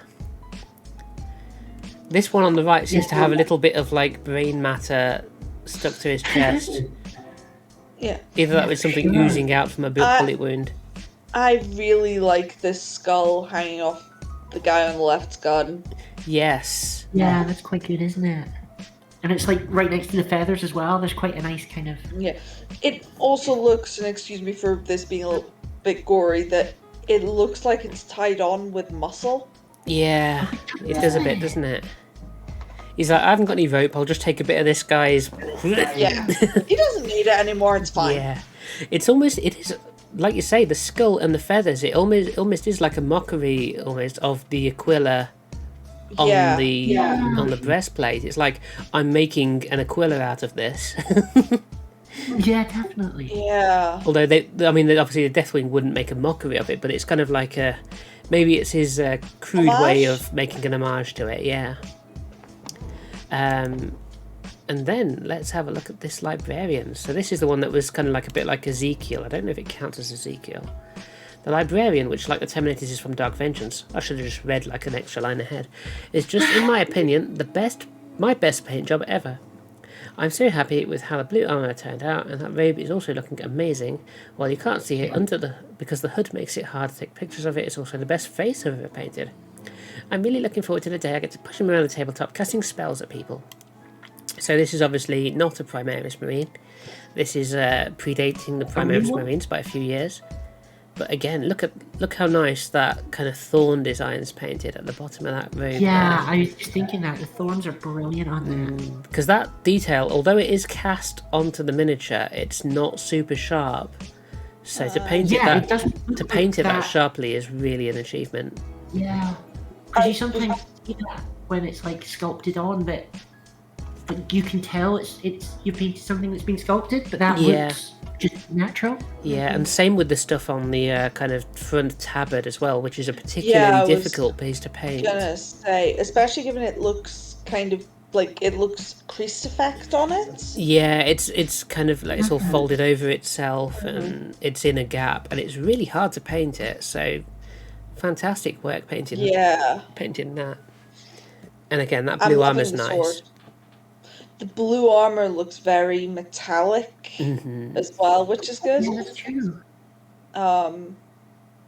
So, yeah, just... Yeah, and you got the trim around the hood as well. You can just about make out what looks like the bionic eye. Yes. Hard to see because of the hood, but it looks like that is a bionic eye under there. Yeah. Yeah. Really nice, and I like the contrast of the white eagle on shoulder pad as well. The white on this is just very dark and stands out a lot. It's the kind of thing where normally you'd be tempted to perhaps use a gold on it, but the white looks really good. I think the white works better than a gold would. Yeah, I agree. It doesn't kind of overwhelm your senses as much as a gold might, because that would break up the shape of it a bit too much. But that looks really nice. Yeah. And it's just nice, clean work, isn't it? Yes. And the purity seals, again, lovely script on those. Yeah. I love the fact that the armor has little, I think, attempt of having this sort of non-metallic metal effect, but with blue. Yeah. So with the Yeah. highlights being centered around the top, which might just be a product of the dry brushing, but it really gives the illusion of a little bit of a shine. Yeah. Even if it is dry brushing, it kind of almost looks like deliberately stippled to me. Yeah. True. It has that kind of... It's in all the right places to make it work. So, fantastic work. Yeah. 10 out of 10. 10 out of 10. Yeah, for sure. yeah. Plus, I'm going to give it a bonus point because I like Dark Angel, so it's 11 out of 10. Yeah. Like, I don't normally like Space Marines a huge amount, but Dark Angels are one that I will make an exception for. Yeah. So, let's have another round of applause for Pyre. Woo! Okay. Legality. That's a good name. I like Legality. Figured I'd introduce myself as an early, mid, and late 2021 sample of my work. I'm not great, but I'm quick. Okay, we're breaking the rules a little bit with 3 pictures, but we'll allow it. So let's see, what have we got first up here? We've got a few Marines. These are the ones from the Indomitus box. Yep, it's the chaplain Juniper thing. I think. Also, Now, this was a controversial model, I think, because of the head, wasn't it? I'm not quite sure. Was it supposed to be a helmet or a half helmet? Yeah, it's a because interesting. I can tell on the picture too because it's a bit blurry. Yeah, I think it looks like he's painted it as a face mask. Yeah. Maybe something COVID themed there. Yeah, but I think it's supposed to be a skull helmet, but with the lower half covered. Yes. But I think they painted. Maybe it's just the blurriness, but it looks like they painted the upper half of the helmet like a flesh face, like a face of flesh. Because it might just be the lighting. It's hard to tell because the snow's got a bit of a yellow tint as well. So yeah, but it's definitely not gold because you can see the gold looks different. However, nice work across these models. Like, the sword's got that nice power sword glow to it there. Yeah. I like the fact that like the top looks like the sword's been scuffed slightly. Yeah. It's ran a few people through, I think. Yeah. Also, you've got this one in kind of the bright red. This one's got a little bit less red, and this one hasn't got any red. You can also almost imagine like the command structure. The higher up you are, the more red you get almost. Which is weird considering the chaplain is higher than the Juniper. He's changed his mind. I was looking at them and I was trying to tell if it's like 3 different chapters there, because the back left looks like Space Wolfie in the greys. Back right has a kind of black yeah. Then like I think they're all the same. The chaplain, the Juniper are just generally in black armor. Yeah, fair enough. Because it is black, you can. Okay. I usually here open the pictures in the browser because the quality is better there, but it's definitely black armor too. Ah, okay. I Awesome. think it's just the lighting that really messes with the color in this case.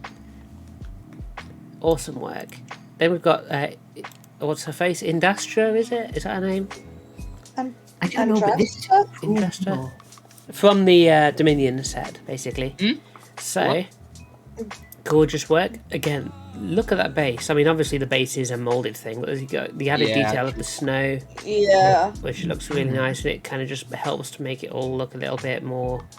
It's got a bit more atmosphere to it than if you just painted it stock, if you know what I mean. Also, I just realized that the skeleton on the shield is actually a Space Marine. Oh, on the On the shield. on the shield up there, yeah. On the Because you can previous see one, he has the little black carapace things. Oh yes, the little plugs on his... Yeah. Or maybe it's a Sister of Battle, but I think from the scale it really is supposed to be a Primaris even. Which is odd, because I'd imagine that these kind of relics would be with Firstborn, you know, because Primaris don't die so easily yet. Yeah, I wonder. You'd have to ask the sculptor about that one. I guess they just got got said, yeah, here you have to do Primaris now, nothing Firstborn anymore, not even the skeletons. So, let's see, what else we got? We've got the Industria. I don't know if I'm ever going to say her name right. Again, you got a nice kind of glow to the weapons on her. Yeah, the weapons Yeah. look cool. And like you've got like an angelic figure with a great big spear. That is Yeah. always going to be a winning combination in my eyes. Yeah.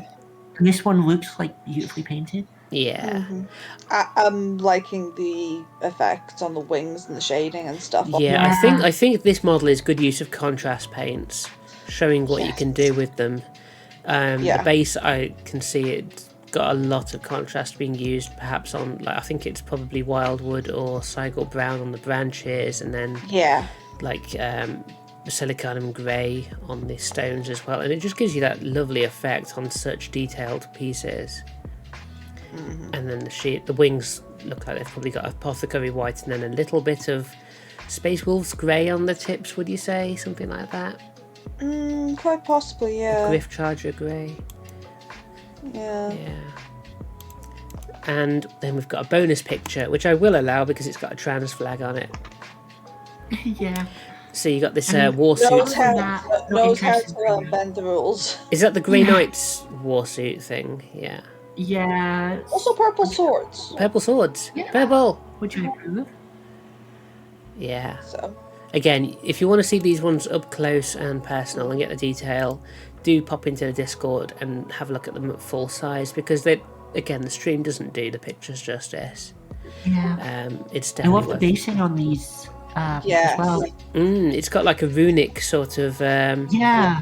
It looks like they're in a word bearer's kind of hideout or something. Yeah, well, it's like it's Norse runes, so it's kind of space wolfy, but the green glow is quite eerie, makes it almost more Necron. It's quite nice. Yeah. Yeah. Sorry, I was just having a drink. My throat's going. That's fair. We've been going for a while. So that's super nice. Yeah. So big round of applause. That's for legality. Yay! Dark Cannon? Wait, didn't we have them already? We technically have already had Dark Cannon, but considering that we're nearly at the end, let's just have a quick look. This is some Black Templars from the box set. They do say edit. I completely forgot I already posted something here, so we'll just have a very quick look. Sometimes that happens. Yeah. Oh yeah. But we got some lovely clean Dark Templars here. Sharp colours, sharp reds, very clean whites. And just generally nice work there, isn't it? Yeah. Again, I'm liking the variation with the swords. I'd say you zoom in on the pictures in your browser, have a look at the tilting plates and the little freehand that's on those. There's some nice work on those. Yeah. And then you've got the power sword on the chap on the left. I love the red on the swords generally, because every time I see red weapons, it reminds me of the red period of. Yes, they're very 90s, aren't they? They were great times. And again, that red, black, white combo, it just always looks so striking together. Yeah. Which is a bit weird considering what, historically it's been used. Unfortunately it does have a certain potential connotation, but well, I wouldn't say that just using these three colors has any connotation. It just but there is a kind of like a history to the scheme.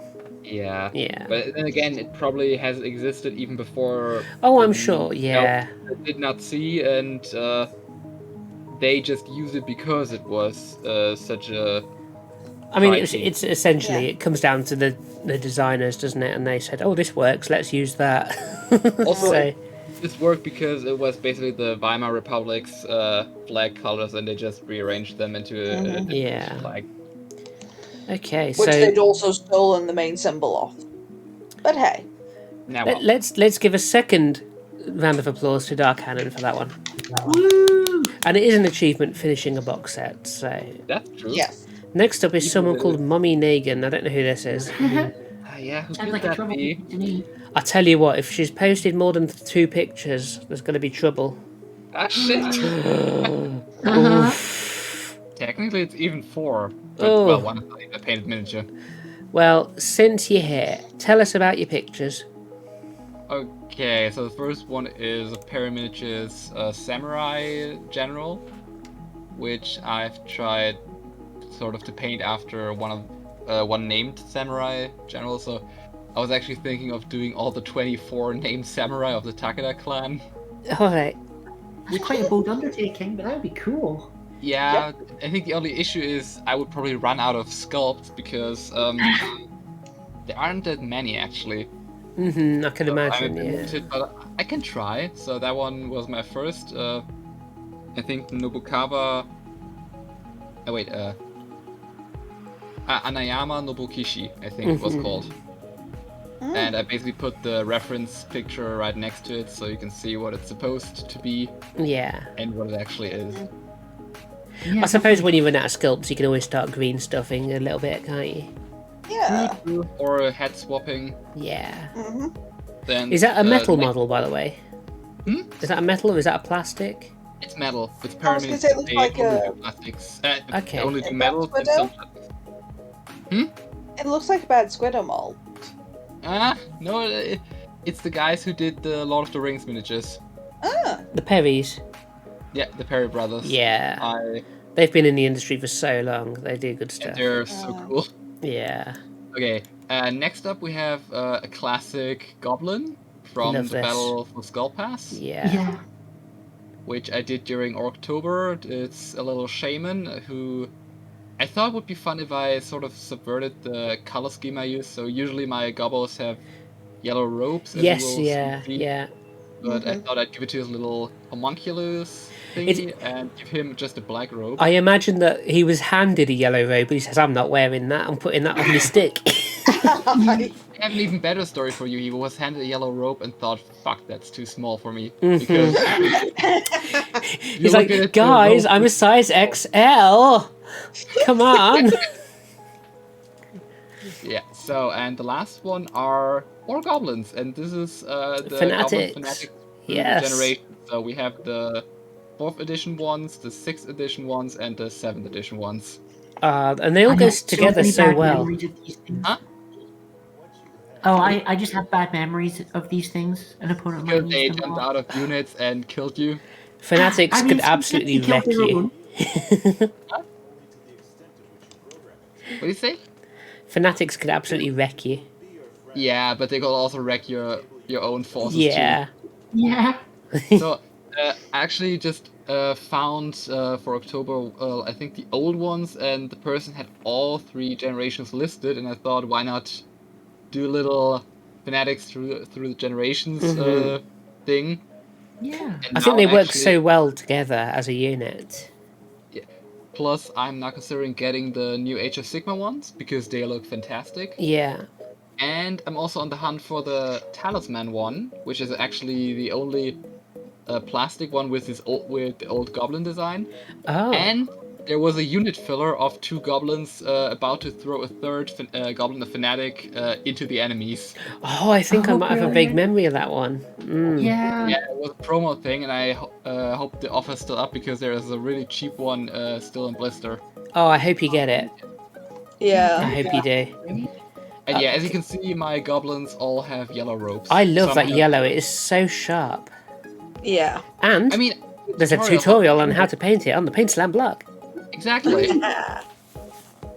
And I'll probably do some more tutorials next year because Jess and I have been talking and we have some projects. Yep, yep.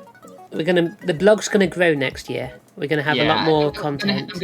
I'm gonna kick her in the ass a few times to actually get things going. Yeah, yeah. We'll have content. And we've got a Giraton. So we've got Tau and Owls. 2 very different things here. So the Tau Kill team was my final project of the year and was so satisfying to do as it felt like I was... Am I reading right? As I felt it was the peak of my efforts this year. My best highlights and colour balancing IMO. For image 2, it's the models that featured owls that I did this year, which was a fun mini theme I happen to do. I want to fit in more on my models. Yeah, Owls are good. that's a good idea. I like that. I'm sure I've got a few of the little owls from the old Wood Elf kits around somewhere. So let's have a look at these Tau. So these are a nice red colour scheme. It reminds me of my own Tau back when I had a Tau army. I did mine in red, so I've got a bit of a fondness for red Tau. I think these look really nice. Really nice. The blue faces and like the skin tones contrast so nicely against that red. Yeah, for sure. I think that's the big thing that pops out is like the red next to the blue. Like Yeah. really, it does the same thing that we saw I think on that Tau Stompy Stomper earlier. That it gives a really like crisp definition of like where one part ends and the next part begins. Also, Giriton says in the chat, you can't see an image, but one of the Tau is trans. Yay! So we've got trans Tau. Hashtag trans Tau. That's good. I like the bases as well. It kind of reminds me of like going through like a jungle undergrowth sort of look. Like with that dark kind of muddy and the dark greens and stuff. It also looks like there's a cat on the one kneeling towards the back, right between the two little things. I can see one where it looks like this. There's one where there's like a little snaky spiked creature coming out of a skull. Sylvanap, and right on the right from it, it's a rat, I think. No, it's skulls. It's skulls. It's a snake. Oh. No, it's two skulls. Oh, that's the one to the right. The one to the right has two skulls, and the one to the left has like a snake coming out of a skull. Yeah, out of a skull. Nice. It looks like these are parts from the old Wood Elf Glade Guard kit, I think, because you've got the Waystone over on the left. Is that right? I think the snake is actually from the Kurnoth Hunters. Oh, okay. It could be, yeah. That's the great thing about the Sylvaneth and Wood Elf kits in the end, with the plastic ones. They always had all these little familiars. About older kits who all had all these kind of base design things, and Sylvaneth start collecting bits. I bet a lot of them will be off the Dryads kit then, I should imagine. Oh, yeah, but I think the Dryads only had them on their branches. Oh, okay. Well, I think there's an owl on the left. Did you spot the owl on the left? Yes, we did. Yeah, okay. It's also in the second picture. Okay. Oh yeah, it's on there as well. Let's have a look at the second picture. So we've got the Lumineth Owl Chapter... I don't know, what's the word? Not Chapter Master. The guy who's in charge of the warband from Underworlds. Nope, can't help you there. Dave, that's what I'll call him. Sure. Also, I think we can now say, with good proof, that the little Sylvaneth things are from the Tree Revenants. Yes. Or is it? I think it's from the Tree Revenants, the thing the Blight Lord is holding. Okay, yeah. I don't think that one is called an owl. I think it's called a Nerg owl. Aww. Oh, by the way, do you know what this reminds me of? What's that? It reminds me of Leia putting little bunnies on all her HQs. Yes, it's the same energy, isn't it? Same energy. So we've got bunnies and we've got owls. Now we need a red person. Oh, I should tell you that, I don't know if you know that, Tist, if you were on Lena's stream yesterday, at Lena Levels Up stream, she showed off one of the Dark Eldar she's working on. One of the Dark Eldar does in fact have a little kitty cat on the base. Aww. Which I've taken from one of the Frostgrave Wizards kits. It was one of the familiars. So I stuck it on the base for her. Brilliant. So she's got a little kitty elves cat. canonically have cats, don't they? They have or cat like. You got like the Gyrinx, whatever you call it, Spyrinx. Yes. Or... The only cat I know is the one, the little thing from Ivrain. Yeah, the Inari character. Yeah, but I don't think they usually have cats. I think at least the Drukhari have more beasties. Yeah. No, actually, you know what the at least the Eldar have? They have dinosaurs. Yeah. You know, the Exodites. That is true. And then I think it was maybe the 3rd edition Eldar Codex, and it had like just a little bit of fluff, and I'm sure like at one point the Eldar like goes back to their room and like pets their cat or something like that. I may have dreamed that. If I did, it was a wonderful dream. It sounds like an Eldar thing to do. Yeah. So yeah. Anyway, owls and towel. Owls and put the words together. You got towels. Towels. So Towels. let's get some love and claps. What's the word? Round of applause for Giriton. Yay! Good work. My brain's starting to melt. Guilty! Hello, Guilty. Purple! Purple! Excuse my terribly messy desk and terrible photo quality. I've got the accent all wrong. I'm so proud of how the insert for this came out. Also, it was super fun to paint over the clear plastic. Is this one of those, like, Dungeons & Dragons slime cube things?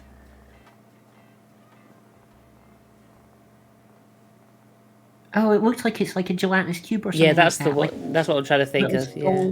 Just look at the massive spruce on the side. Mmm. Or at Chunky least there. pretty Yeah. massive. And Are you there now, Sent? Oh, have we lost them? it would seem, yeah. it would Oh seem- no! I'm back. Okay, well. Oh, they've they're disappeared. They've disappeared from the chat. Are you back? Am I back? Are you back? You are back! Yay! Excellent. I'll have been sat here talking away to myself then.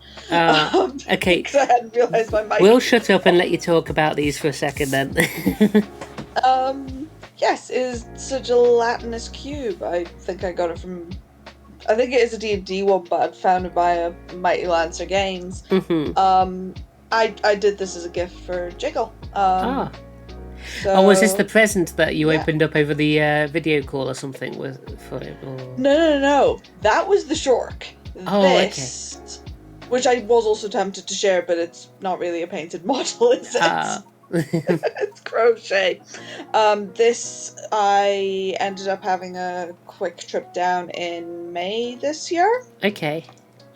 And I painted this up. And it's basically almost entirely contrast paint. I was going to say, yeah, it looked like you'd used contrast, but I'm guessing it was like a clear plastic for the actual sculpt. So the main one was, it was just all clear plastic. Multiple purples, and also kind of the bones underneath. I'd sort of painted them, and then I put the purple over it and went, and now these look really like old bones. I like this. Oh, okay. So that bit on the left, does that slot over the bit on the right? So it's got like those bits on the inside. Is that how that Yes. works? Ah, Yeah. okay.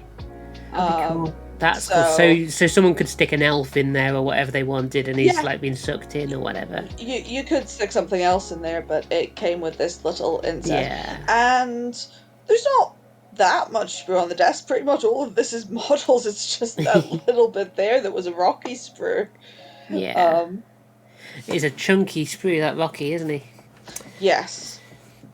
I love the Rockies. We want more of those. The Rockies are so cute. They're so good. Yeah, Lena and I painted one each. They're so cool. But yeah, no. That's awesome. Yeah, I love the way the contrast works. How you put the darker contrast towards the bottom as well. Yeah. That's really nice. I was just super proud of it because it came out looking all gloopy and Yeah, did the contrast gelatinous cubey. Did the contrast definitely. like stick to it okay when you were painting on it, or was it difficult to get the contrast to stay on like a clear plastic? Because it tends to be a bit smoother, doesn't it, clear? Yeah, it was surprisingly easy. Like, the colours felt quite washed out on the first pass. This is a few passes that I did on this. Yeah. But it works out because it gives the kind of clear effect. I didn't notice any major problems. So, yeah. Awesome. I like it. Good work. Yeah, that's great. Give yourself a round of applause, and we're all going to give you a round of applause as well. Ooh, yay. Okay. See the Dork Phoenix. 2 group photos. My Blood Bowl team inspired by old black and white Hammer horror movies. Apologies for the photo. I had to cobble together a setup from what I had to hand with most of my life in cardboard boxes. It was weird having a palette with only black and white paints on it, making them to make so many shades of grey, and the neon green colour as a spot colour for the eyes. Also my Escher gang with various Pride hair colours. These 2 teams are my first and last fully finished models of the year. Escher first, Blood Bowl last. Okay, so let's start. We've got 2 sides of the coin, really. We've got a bright side and a dark side. So let's start with the dark ones. So these are done all in grayscale, apart from the touch of green. So Yeah, they aren't these those are cool. super cool. Yeah, it is like a black and white horror movie come to life, isn't it? Yeah. They're super. I think this is definitely one, again, if you haven't already done so, get in the Discord, zoom in and have a look at these up close, because you need to appreciate the shading that's been done using the various shades. 50 Shades of Grey. I didn't know there were this many shades of grey. Like, that's impressive.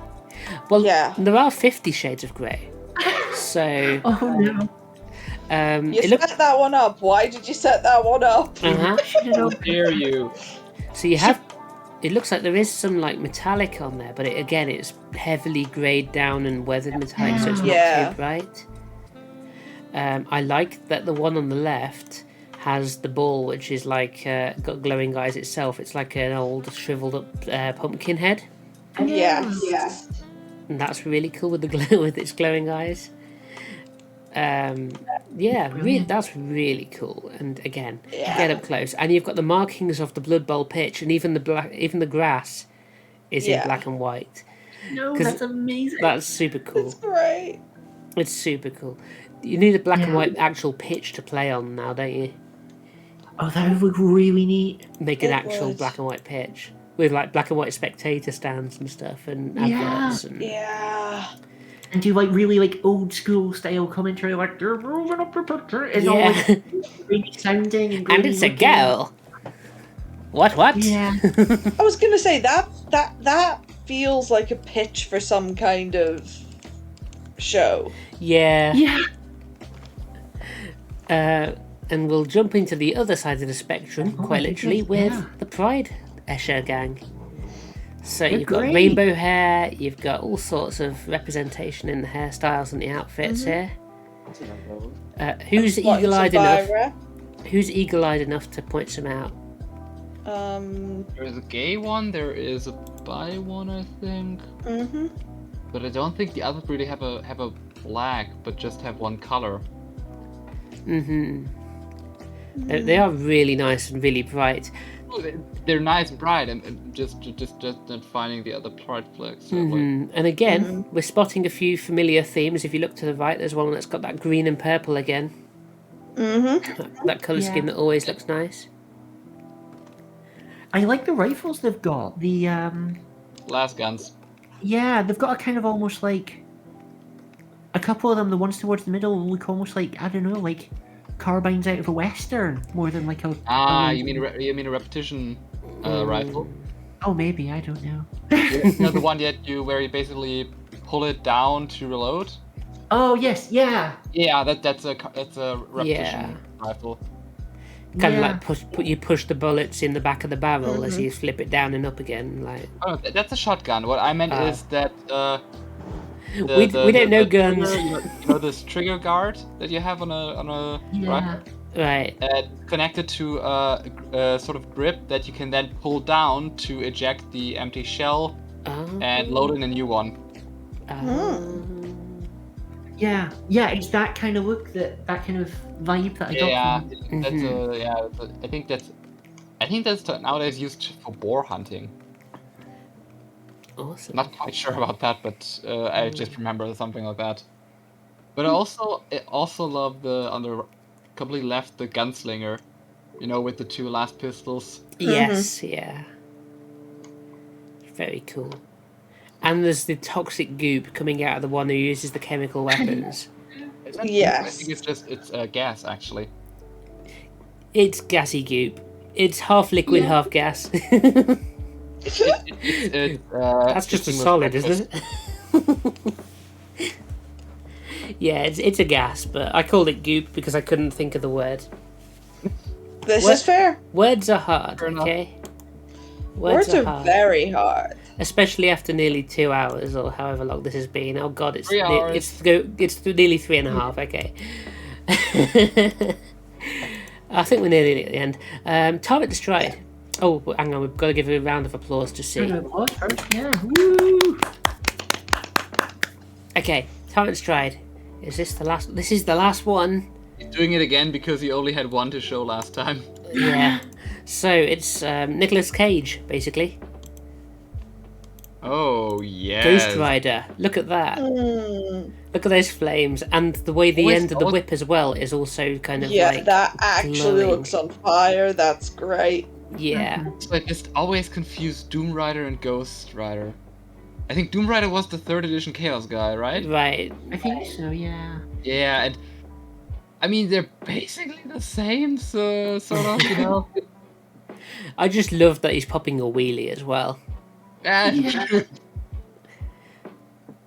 Also, I would Yeah, not like, want to get it's hit very by that extra. chain. What?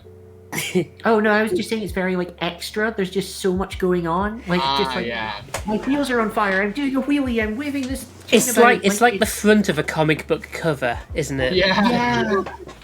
It's like if you had to do a pose and a design that summed up what the character was about, this is how you'd do it. Yes. And the effectiveness of that flame colour, because the orange and the reds, the flame colours are the only real colour the model has. The rest of it is all very grey and kind of dull. But that's a deliberate choice to make that fire really pop. And it works so well.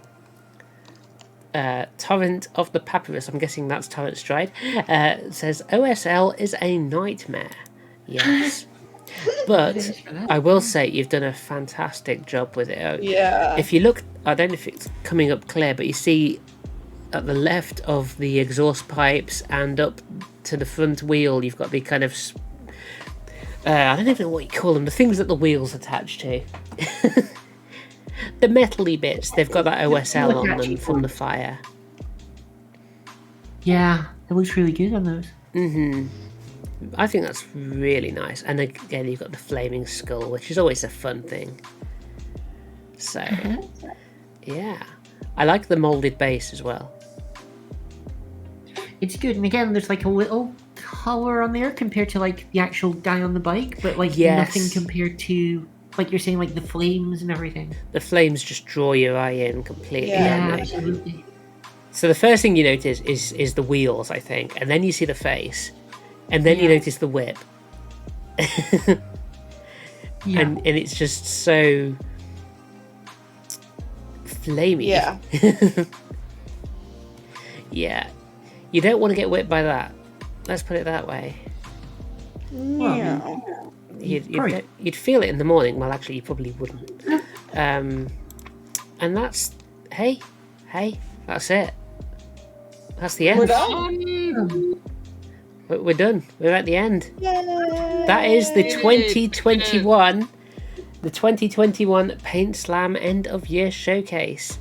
So I'll just say fantastic work to everybody who took part. Whether you were in the end of year showcase or whether you didn't submit anything, it's all good. Thank you all for being part of PAINTSLAM. It's been amazing seeing so many new faces as we've announced PAINTSLAM 22.